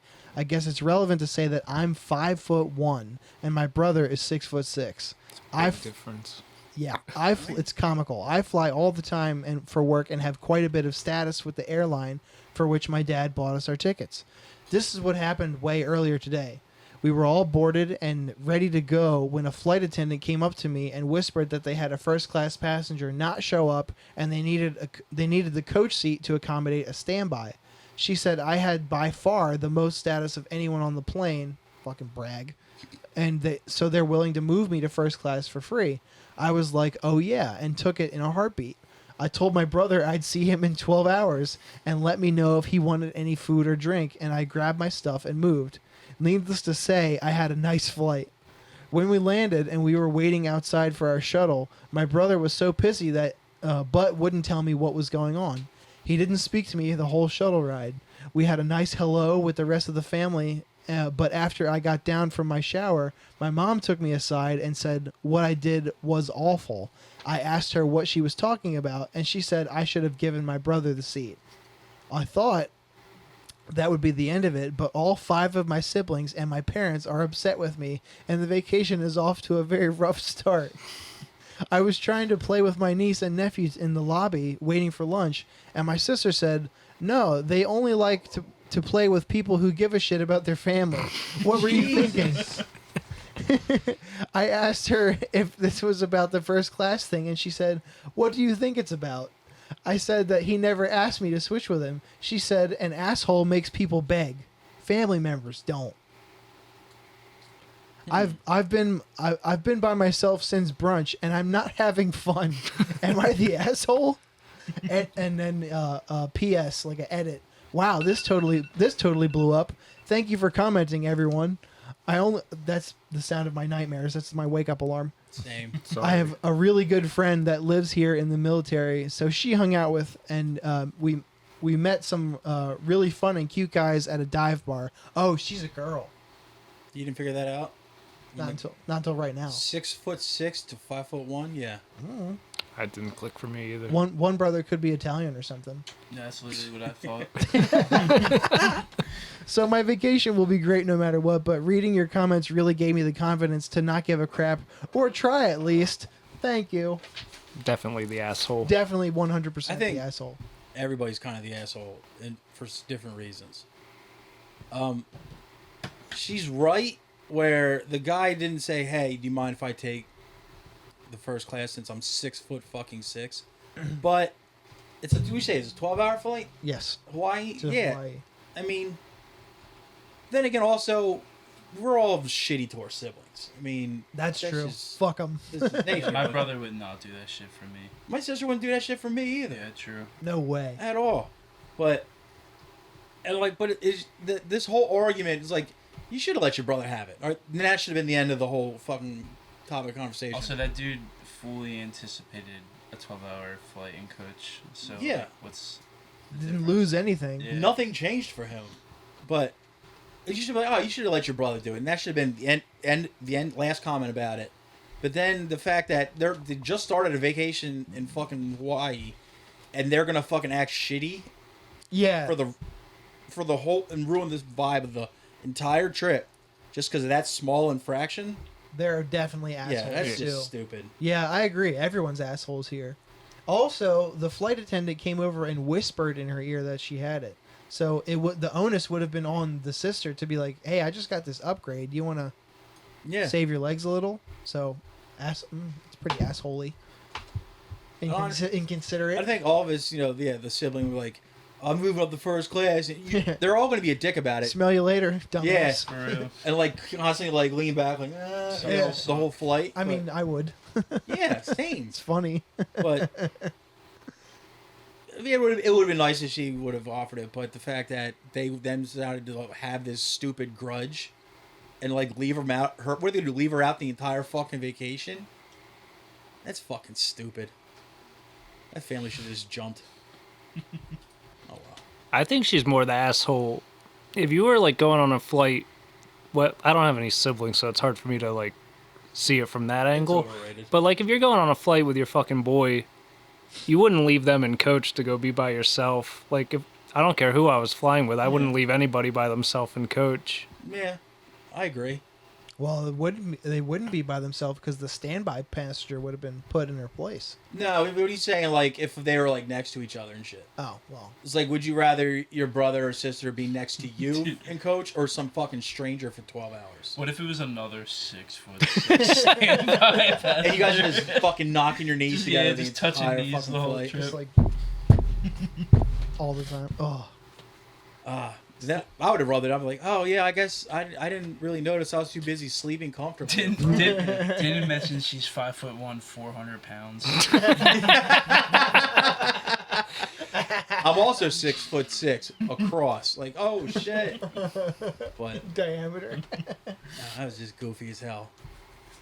But yeah, to fucking tank your whole trip just to hold a grudge, like that's some Irish Catholic shit right there, dude. But to your question though, like, I think I would be leaving the person alone because if you've never been on a flight with a sibling or with anybody for that matter, I've only flown by myself, so I don't really know. But I'm not really trying to talk on a plane. Yeah. Let's say like and. I didn't What- want to talk on a. What bus. happens if you dip up to fucking first class and then some fucking talkative standby guy ends up sitting next to your brother and talking his fucking ear off, so now your brother, not only is he scrunched into a small seat, he's got some fucking ding dong fucking blowing off in his ear instead of just having his sister there. Multiple bags of chips. Yeah, More- I couldn't hear him over the Yeah. crunching of all my good snacks. Ah, shit, dude. But I probably would have gotten yelled at if I would have done that shit if I hadn't offered my sister the seat. Because, my parents were always like, oh, boys are supposed to do nice things for girls and all that shit. I'm like, whatever. She wouldn't fucking do that for me at all. Your tribe loves to guilt. Oh, yeah. Like, they're Irish Catholic. Yeah, it's kind of their fucking bread and butter. Mm-hmm. I was like, oh, that guy's smiling. Let's make him feel bad about it. It's like, Jesus Christ. Is that joy I see over there? Yeah, not so fast. God damn it, dude. But what do I know? You got any more of those? No, I just thought that was one interesting one. I had it in the tank. It is pretty good. Should we get into the homework section? Yeah, but right before that, do you guys have plug time. You have anything else to plug? Like what's This comes out. This comes out Wednesday the 29th. So we got that. The 29th. Yeah, so anything starting in like June. You got the exit show on the fucking 8th. The 8th. And then the 15th, we got that Simulacra record release. Record release. Oh. Fuck yeah. Yeah, we're gonna open that. I was gonna start plugging that soon. That's a good spot for you guys. I'll be excited. There'll be so many people there. Yeah. I'll be at that one. Finally, if it's something I don't have to fucking work or go to some other thing to do. The only thing Hookups Center for Creative Arts. Yeah. we have that will be announced by then, July 14th, playing the fire with Damnation's Domain. Nice. And exit. Fucking the homies right there. That'll probably be a well attended show too. I low key love that venue. The Fire? Yeah. Dude, I love that fucking place too. I had a bad experience there, so I'm excited to play a good show there. What was the bad experience? Or do you want to talk about it or no? We got it was my old shitty deathcore band that me and the guitarist Mike used to do. We got tricked into headlining a Wednesday night show, and by the time the real headliner was done playing, the sound guy was like, "We got another show tonight. You guys have 12 minutes to set up, play, and break down." I would have just not fucking played. That's my idea. I I'm would good. just hold it a loss. And like every band had the bum equipment from us too. Of fucking course, dude. Oh, fuck. It's always some shit like that. It's So- always when you bring your shit too. that So you get excited to fucking- play or get a better experience at the Fire because it was definitely a sick little spot. Good. Yeah, I love that venue. It's easy to get to. It's easy to park in that neighborhood. Yeah, that'll be good for you guys for We sure. played a stack bill on there early on in Cancer Priest. It was with Race Trader and KO Nashi. No shit. It was fun as shit. That was probably a packed show. It was before KO Nashi really blew up. They were always like big in Yeah. Philly though. But this is before they went, Now they're national. like massive now. Yeah, they're doing real well for themselves. They're not really my bag, but they're really, really nice kids, dude. That They're dude Peter extremely rules. nice. You know how like you like kind of make fun of a band? You're like, this band, they're kind of goofy and shit. Then you meet the people in it, and you instantly feel like a piece of shit Oh, for sure. because you're like, God damn it, It's happened so many times. I played Yeah. I played with Spine at the Fire. It was fucking awesome. Oh yeah. And I played one New Harmony show. I don't know why. I Oh, played with New Harmony before. the New Harmony. Yeah, at JC's. Okay. Yeah. They were on that bill. Yeah, Zack was living in North Carolina at the time, No or shit. something, and it was like their record release, like the last thing that they put out. Yeah, two great shows at the Fire. that JC show was funny because during their entire set, Zack had his fucking cell phone on his snare and was just, as soon as the song was done, he was just fucking cracking me the fuck up, dude. I was laughing my ass off at that. Zach's one of those wildest dudes I've ever met in my life. Yeah, there's nothing to describe him. So one thing that he said that has stuck with me is just the adjective to say something is mommin'. Mommin'. Yeah. Can you describe it? Using the sentence. Yeah, Um, please. Like, say you eat some dope ass food, you're like, that shit's mommin'. Fuck, dude. Like it's good enough that Oh, my wait, mom you guys ate it. played that show. You when you were in Shadow of Lies. Yeah. Didn't you? Yeah, I believe so. Yeah, because I did double duty. I did Dead and Buried and Cancer Priest that night. Okay. It must have been. And New Harmony. It must have been. Probably you guys, New Harmony, Cancer Priest, somebody Dead and Buried. Maybe. Yeah. Cast and Blood. That was it. Yep. I remember because Cast and Blood played, and then Dead and Buried had to follow them, and we played to 3 people. Mm-hmm. You, David Janis, and somebody I've never seen before in my entire life. Yeah, and bands. No, All the bands. they were out too. I remember it differently, but I don't blame them. I mean, we were a bunch of dudes from like the early 2000s that no one really cared about and remembered. So shout out to Rick Sr. and Rick Jr. though, from Cast and Blood. yeah, Rick Senior's my fucking dude. He's the The shit. Cupcake King, dude. I love that fucking He's guy. the shit. Shout out to the Brailles, dude. But anyway, Oh, it's homework time. yeah, homework. Every week, Tom and I give each other a record and a comedy special to listen to and report back on the following week. When we have guests on, we actually ask them to do the same thing and give us something to listen to and report back on. Last week, we had Philly-based comedians Jesse Dram and Jeff Roser on. And returning. Yes. And you want to get into what they brought to the table, Thomas? Yeah, I guess so. I'll start with Jeff, because he was the first one that I wrote. He gave us a special that I've seen before. We've done on the show before. It was Mike Vecchio and the Attractives. One of the best specials of the whole year. Yeah. It was a bunch of you guys on at least the Dildo Boys were like. It was my number 4 on Best 5 of last year. It was somebody's number 1. But Larry's, I think. I refer back to my review. My opinion does not change. If you're hot, you can watch it. And if you're not hot, you can also watch it. Was that joke too sweet and sour for you? Did it ruin your happy family? And Hebrew letters look like footstools. Insane, perfect joke. 9 out of 10. I just went to my favorite one. The one I brought up on the Patreon episode. By the way, patreon.com/IRRANDILL. Extra episode a week, $3 a month. And that joke was, she tried to push me in front of the train, dog. That shit fucking cracked me up. Because he has that most mild-mannered fucking delivery of all time. Then all of a sudden he starts like calling people dog and shit. You're like, this guy's fucking wild. It's rare that like an all-clean special can get me that hard, but that one fucking rips. I gave it a 10 out of 10. Yeah, Vecchio rules. I'll watch anything he does. But what else did Jeff bring? He also gave us the Lagwagon record. Yeah, I'll go. Lagwagon, let's talk about feelings. I hate pop punk, but this is pop punk that drops most of the things I hate about the genre.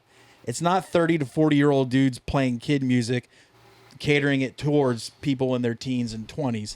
This is actually 30 to 40-year-olds playing music for other people in their 30s and 40s.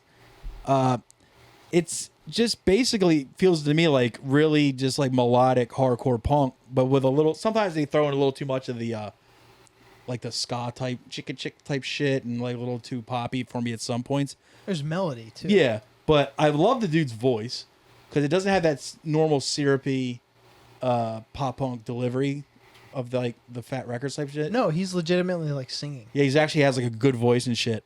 They have another record that I prefer called Hoss, but this is really, they're one of the few pop punk bands that I stick by, that I really enjoy. I gave the record 7 out of 10. I said Lagwagon are what Blink-182 always wanted to be, at least at first. Mm-hmm. And this entire genre inherently annoys the fuck out of me. But there's something about some of the old bands like Lagwagon, Student Rick, that are like tolerable, similar. Yeah. Like they actually sing, they actually have good riffs and stuff. And also, them and a lot of those type of bands' drummers were way better than they got credit for. Because they always really played that one beat, and then like you would hear them in later bands, and you're like, oh, this guy's actually extremely good. If you listen, You let him flex. if you actually listen to Talk About Feelings, you can hear Lagwagon's drummer kind of snaps on that record. Yeah. And 26 songs for an hour LP is fucking crazy. Yeah. I'll never listen to it again, but it's good. I give Yeah. it 6.5. It was just weird for that genre. Like, if you're a band full of 20-year-olds playing stuff that caters to 20-year-olds, fine. Makes sense. It works. It's cool. But when you, in that same band, when you guys are getting older and the band's still going, but you're still singing about the same topics, it just kind of sounds, it gets creepy. It's you know what I mean? disingenuous. But where like there's bands like The Descendants, Bad Religion, and stuff like that, where as they got older, it kind of changed focus to like it matches. The band grew up with them as people, so it wasn't as corny or just kind of creepy and weird. But yeah, I love Lagwagon. I think they're really good. They're one of the few bands of that I'll ever give a pass to. Nice. Those are the only two things he brought, right? Mm-hmm. He listened to instructions. Let's get to the guy who didn't listen to instructions. Jesse, I'll start. He first one thing he did was assigned us an Instagram profile, Yeah. which was Cheese Parade. Yes. Now, it's actually pretty fucking funny. It is. They're like people who they write, like independently write, shoot, edit, and make these like skits. It's actually pretty fucking funny. I give it a 5. Yeah. My only note, some of this was actually very funny.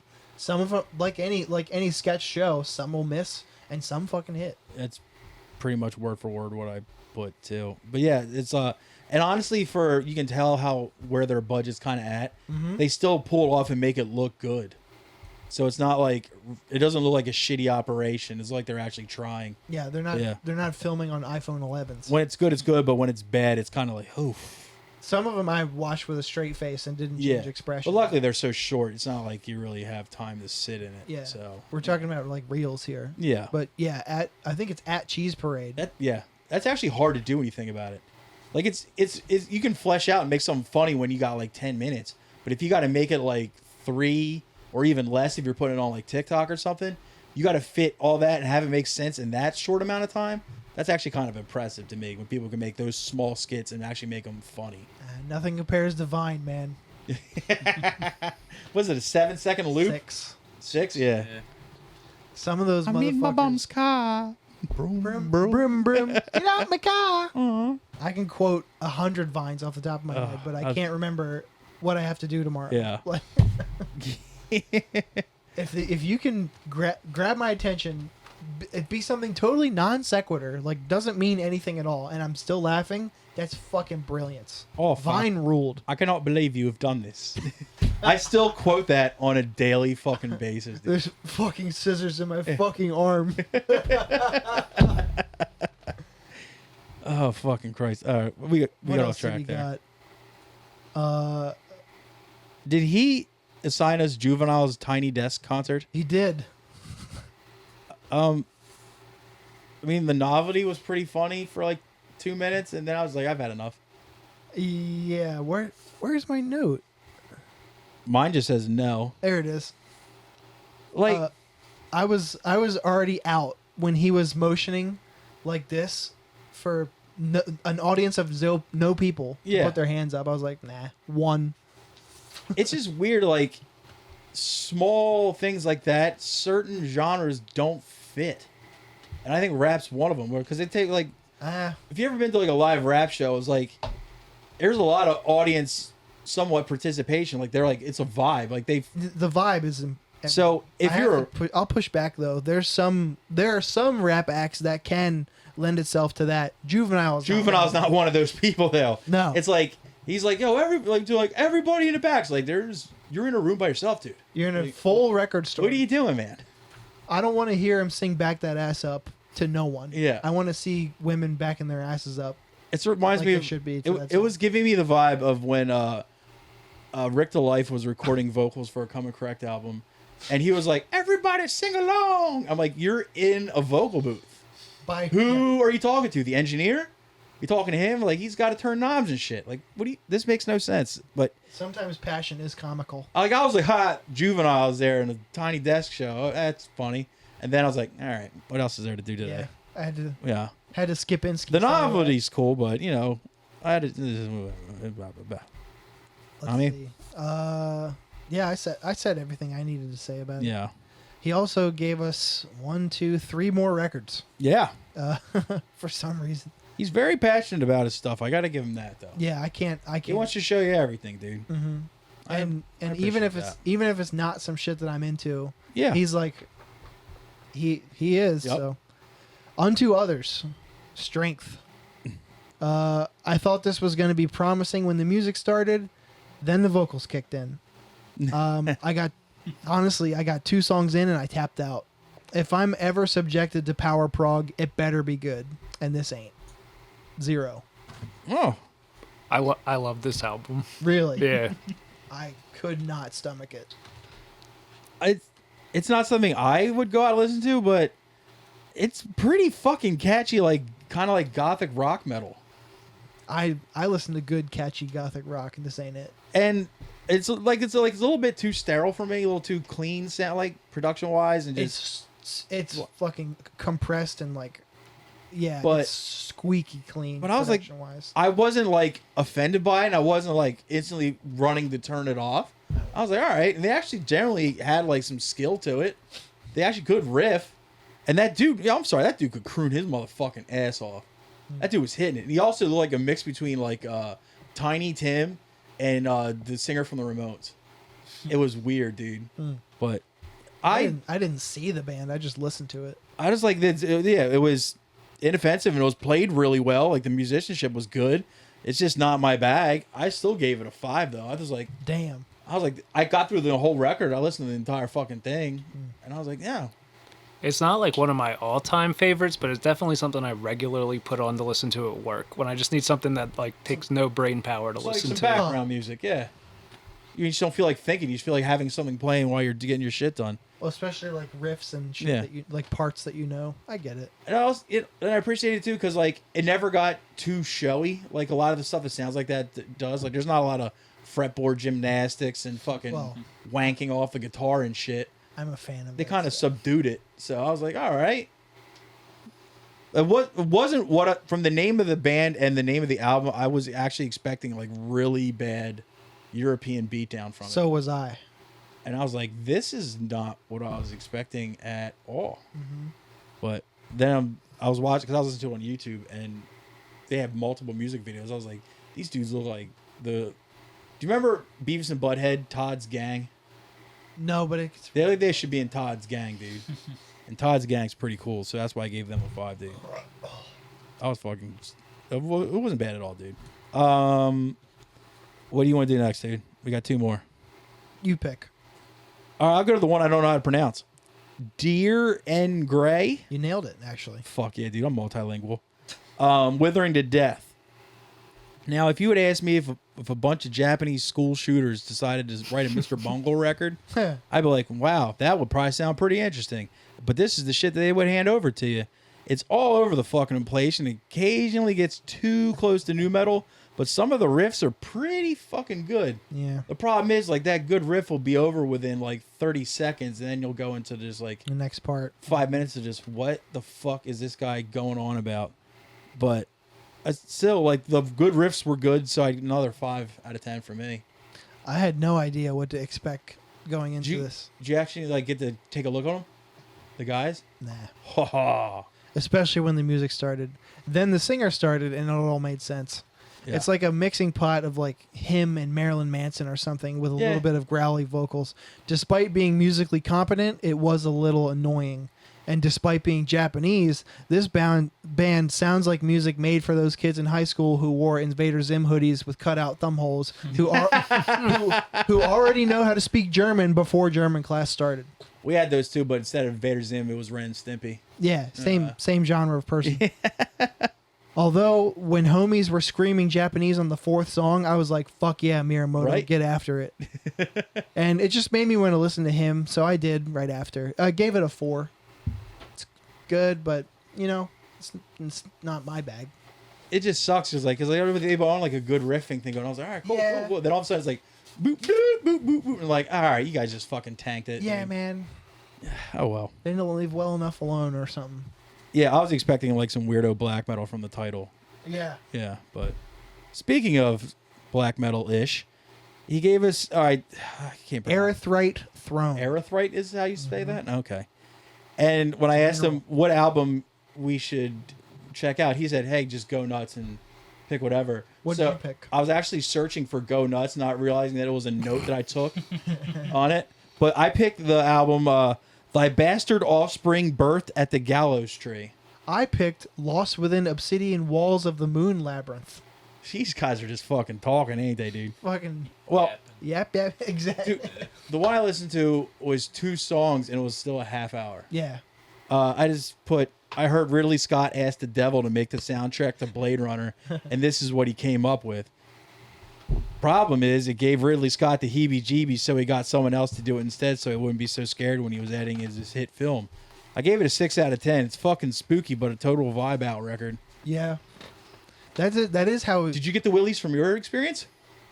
Maybe less so. Turn the But lights on? how Jesse described it, I imagined exactly this, and it did help me fall asleep Yeah. because he said I put it on for that vibe. Yeah. Fun fact: actually can't be listened to or heard with a light source besides a TV screen.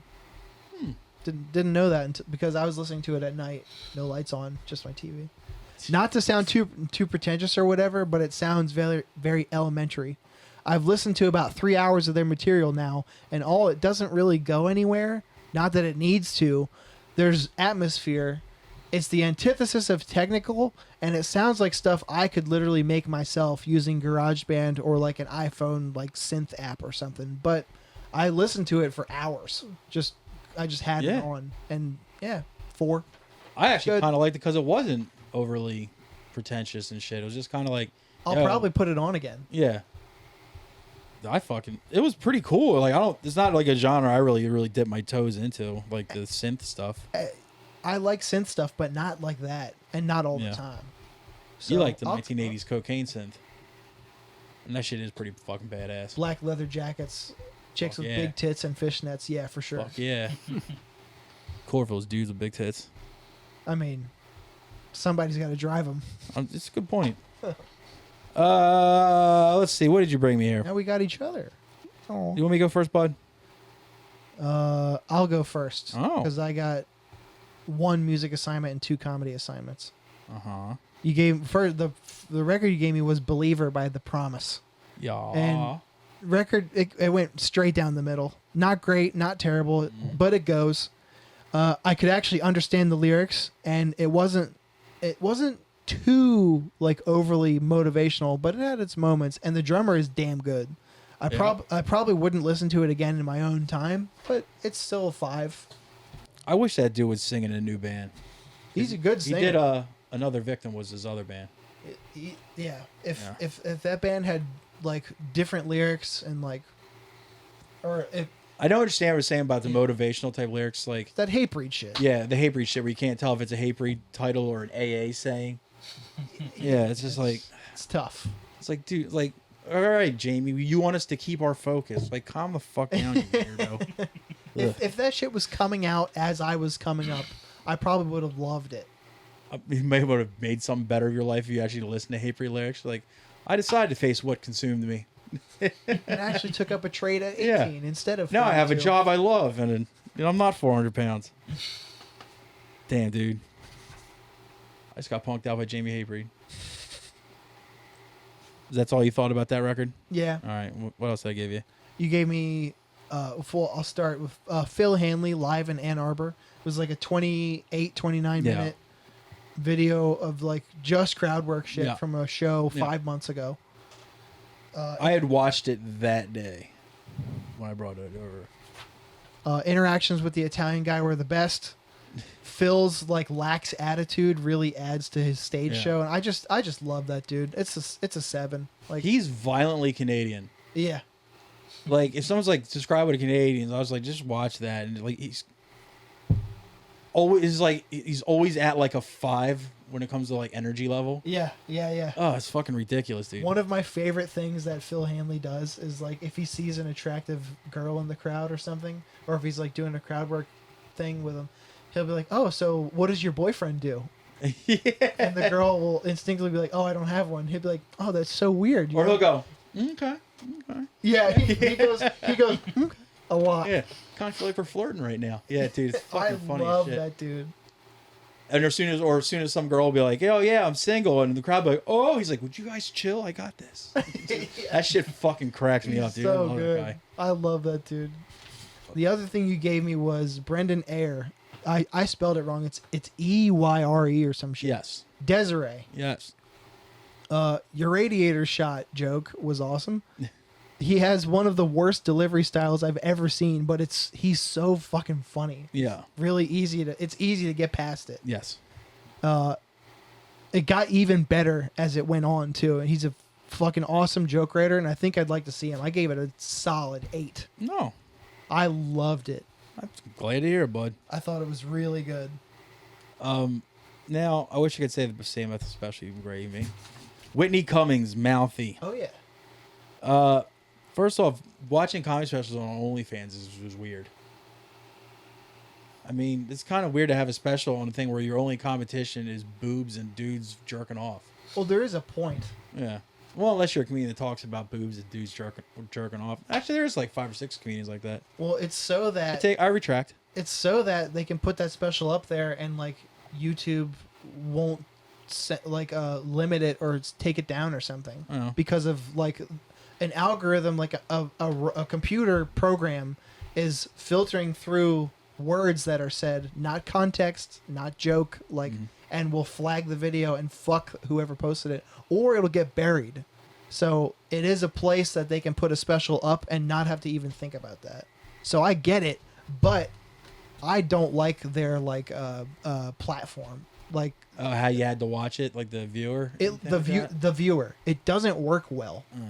Well, maybe it's because it's not really set up for that. Maybe not yet. Well, then again, girls are posting videos and shit on there too. Yeah, but those are Not like that long. those you are know? like 4-minute check-off videos Yeah. or like 12-minute Yeah, if they're doing like a fucking clips, solid like scenes or whatever. like an hour and 15-minute like fucking finger session, I'd be like, you just should get money for stamina. Like, how do you do that without having to stop for water, dude? Dude, you're a champion. But what'd you think of the actual special though? Well, Johnson & Johnson vaccine jokes in 2024. One word. This special is fucking lazy. She's a decent joke writer. Then why is every single joke she had in that special just the most low-hanging fruit, obvious bits, and just obvious punchlines? You see them coming from miles away. L.A. And it's just like, I know she's capable of way better than this, and it was just fucking weak. And like back in the day, she was like a killer. And now it's just like she's phoning it in. It seems like she's just gotten lazy and is off her joke writing game. L.A. True. They be going different. Now, on to something more positive. You gave me the Screaming Death comp, which is a 4-way split. What was your number for that? 0? Oh, it was a hard goose egg, dude.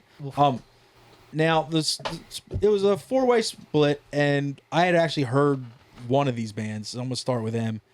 The band Rat Cage. It was 4 songs each band. Mm-hmm. But each one, I think each band put in like at most 6 minutes of material. But Rat Cage is like this more fast hardcore, but this time it has like ripping bass solos, which is something you don't see a lot. Awesome. And like the ding ding, and those he had those honky tonk kind of like guitar solos in there too, were fucking wild. I was like, is this dude using a fucking slide? This sounds gnarly as shit. Also, this is a real local reference, but the singer sounds like early 2000s Bob Wilson. Go back and listen to their songs, and then think about Old Letdown. I think it sounds like fucking exactly the same. It's fucking uncanny and it's weird. Because I know it's like, oh, a lot of hardcore dudes sound like each other. Bob was kind of doing his own. You could recognize his voice anywhere. Bob's voice is very... Yeah. But yeah, Rat Cage was fucking ruled. They gave them personally 7 out of 10. Don't ask me how to pronounce this. Desecarod, let's call it. I thought it was disregard or something. Well, then the K comes before the R. Anyway, it's stupid to argue about it. Dirty Punk with Dirty Punk vocals and Dirty Punk production. Actually, the singer kind of sounds like Dwid if he was, dirty and poor. The song Grigette goes hard as shit, like the Muppets Take Manhattan. The highlight of the split for me, 9 out of 10. That was my favorite too. It was fucking gnarly as shit. It's like the perfect halfway point between punk rock and hardcore. Like never too much of one to detract from the other, and it was just every song was catchy and memorable. You're humming it later, which is weird because I think combined theirs was like 4 minutes. But you might have nailed it with Desecarod now that I think about it. Yeah, I was just sounding it out, dude. I don't know how the fuck you would. Using phonetics, dog. But anyway, yeah, that was the highlight of the whole fucking thing for me. It was way more stripped down than the other bands too. The other band, like I'll get into this one. That band Destruct. It was awesome band, dude. It was they're Ragers and it had some really fucking cool solos. And I should have brought this up before I brought up the Rat Cage band. This was the first band on the split, and they had like those ripping like bass walk solos. And I was like, I forgot those existed in punk and hardcore at one point in time. Like, none of the bands that are like of the current generation of like that type of hardcore and punk are really doing much of the bass solo type shit. In hardcore and punk, you don't see a lot of good bass players. Nah. And so that caught me off guard. I was just like, fuck yeah, this is fucking great just for that. And the solos are fucking gnarly as shit too. Also, the song Two State Collusion has that bass solo that the world needs to heal. This band gets a 7.5 out of 10. I enjoyed that quite a bit. I tried to find more shit from them by Googling Destruct Band. Good luck. And yeah, I'm not sifting through that pile. There's way too many. The lastly on there is Scarecrow. I just put similar to Destruct, but with without the solos, without the bass solos, and weaker vocals. It's still pretty nasty, but it wasn't compared to the other three. It was the obvious fourth one, 6.5, but it was still pretty good. But honestly, I think if I would have listened to Scarecrow on like an LP that was just theirs, I'd be able to describe it better. But I was geeking off the other three so damn hard that it just didn't measure up. It kind of got swallowed up by the rest of them, I think. But I would absolutely go see all four of these bands live. Without fail.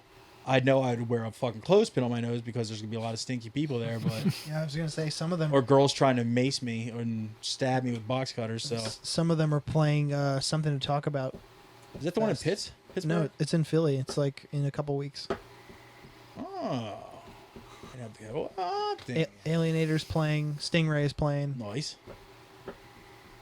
Is Omerta playing?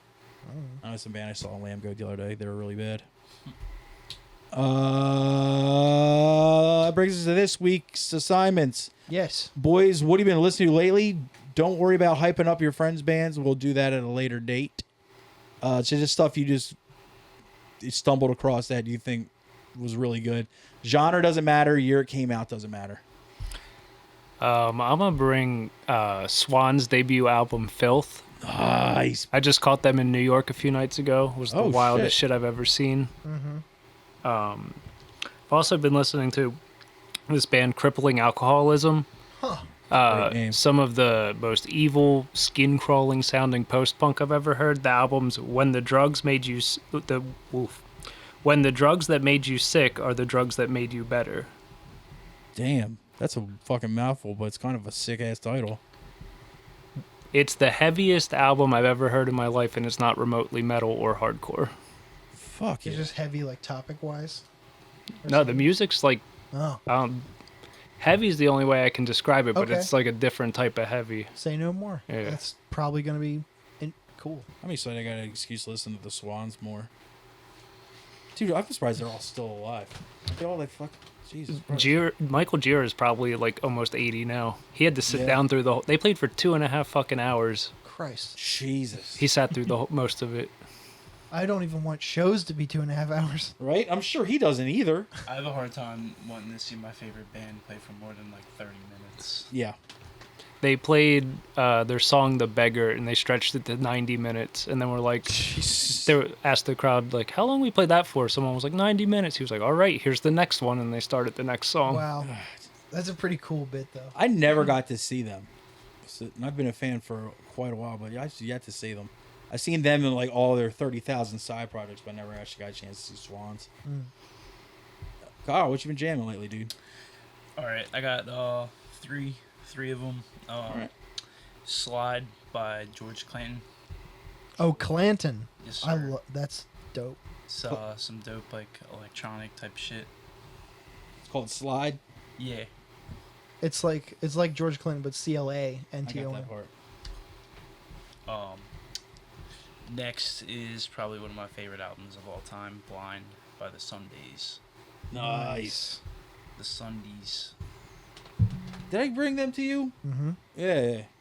I gave him reading, writing, and arithmetic.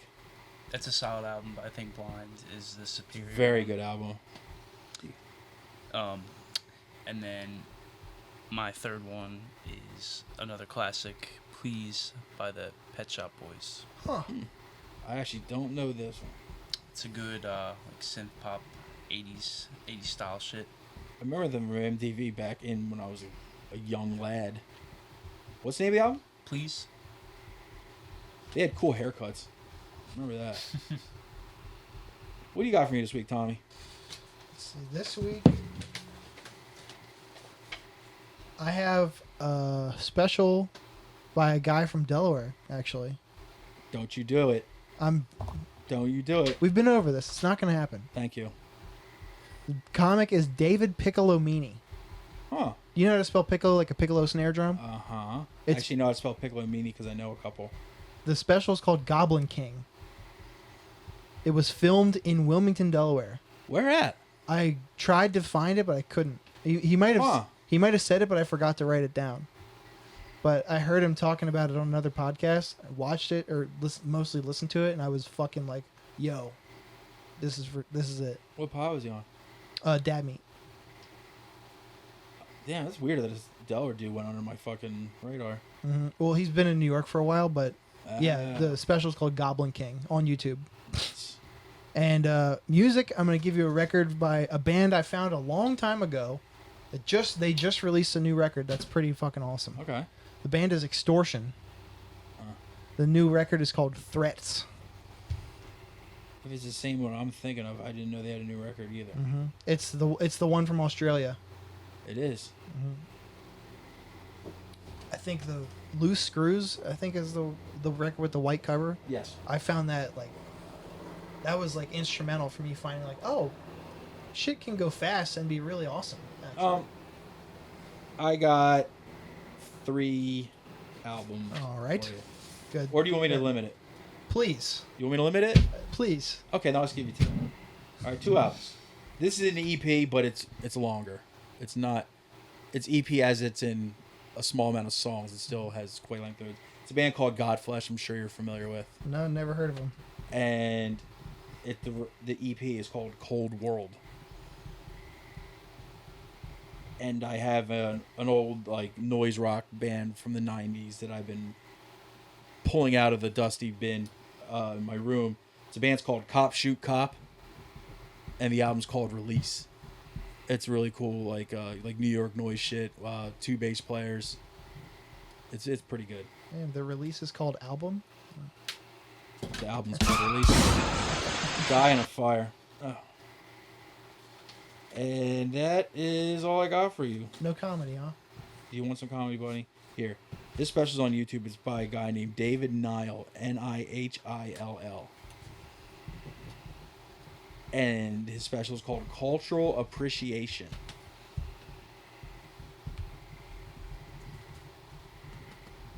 You happy now? You're the one who made the rule and you never follow it anymore. So What? one of each. No, here's 3 and no comedy.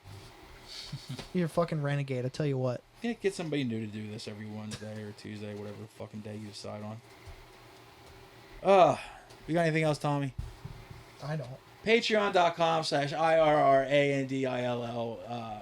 1 extra episode a week. We got the road pods up there. We got the drunken game of Guess Who up there. We're due for an Is It Euro, actually. We're Listening going to have party. an Is It Euro listening party soon. And the return of the dildo recital. Sometime this summer we're going to do Trivia Pursuit, Who's Smarter Than a Dildo. So you got that to look forward to. And if you sign up now for the Patreon, Michael Murrow will send you your own case of rap snacks. And that is not some goofy thing we're saying. It actually is a thing he would do. One of the last few Patreons we put up is us reading a review sent in to us by the person we sent the rap snacks to. 2 pages. 2 pages long. It's ridiculous. Also, pink copy paper. Where the hell does he work? Anywho. That's all we got for you this week. We like to thank the boys from Splattered Spine for coming through. Guys, what are your socials so they can find you guys? The band's socials and stuff. I believe it's just. Let me not get this wrong. Splattered Spine DE? Nah, just Splattered Spine. Just Splattered. Yeah, Okay. Instagram. At Splattered Spine. Yeah, we only have an Instagram. Good. You don't Keep need it anything simple. else. Don't need to tweet or nothing. No. It's corny. Yeah. Instagram for sharing show shit, and that's pretty much it. And Really. OnlyFans for showing your feet off. Oh yeah. At Cancer Priest on socials. We're taking some time off with our new guitar player to finish putting the final writing on the EP we're putting out called Tales from the Simulation. Should probably be out into summer and around that time. Other than that, nothing. Time we hit the intro music. Oh yeah, yeah. I love you more than I can say.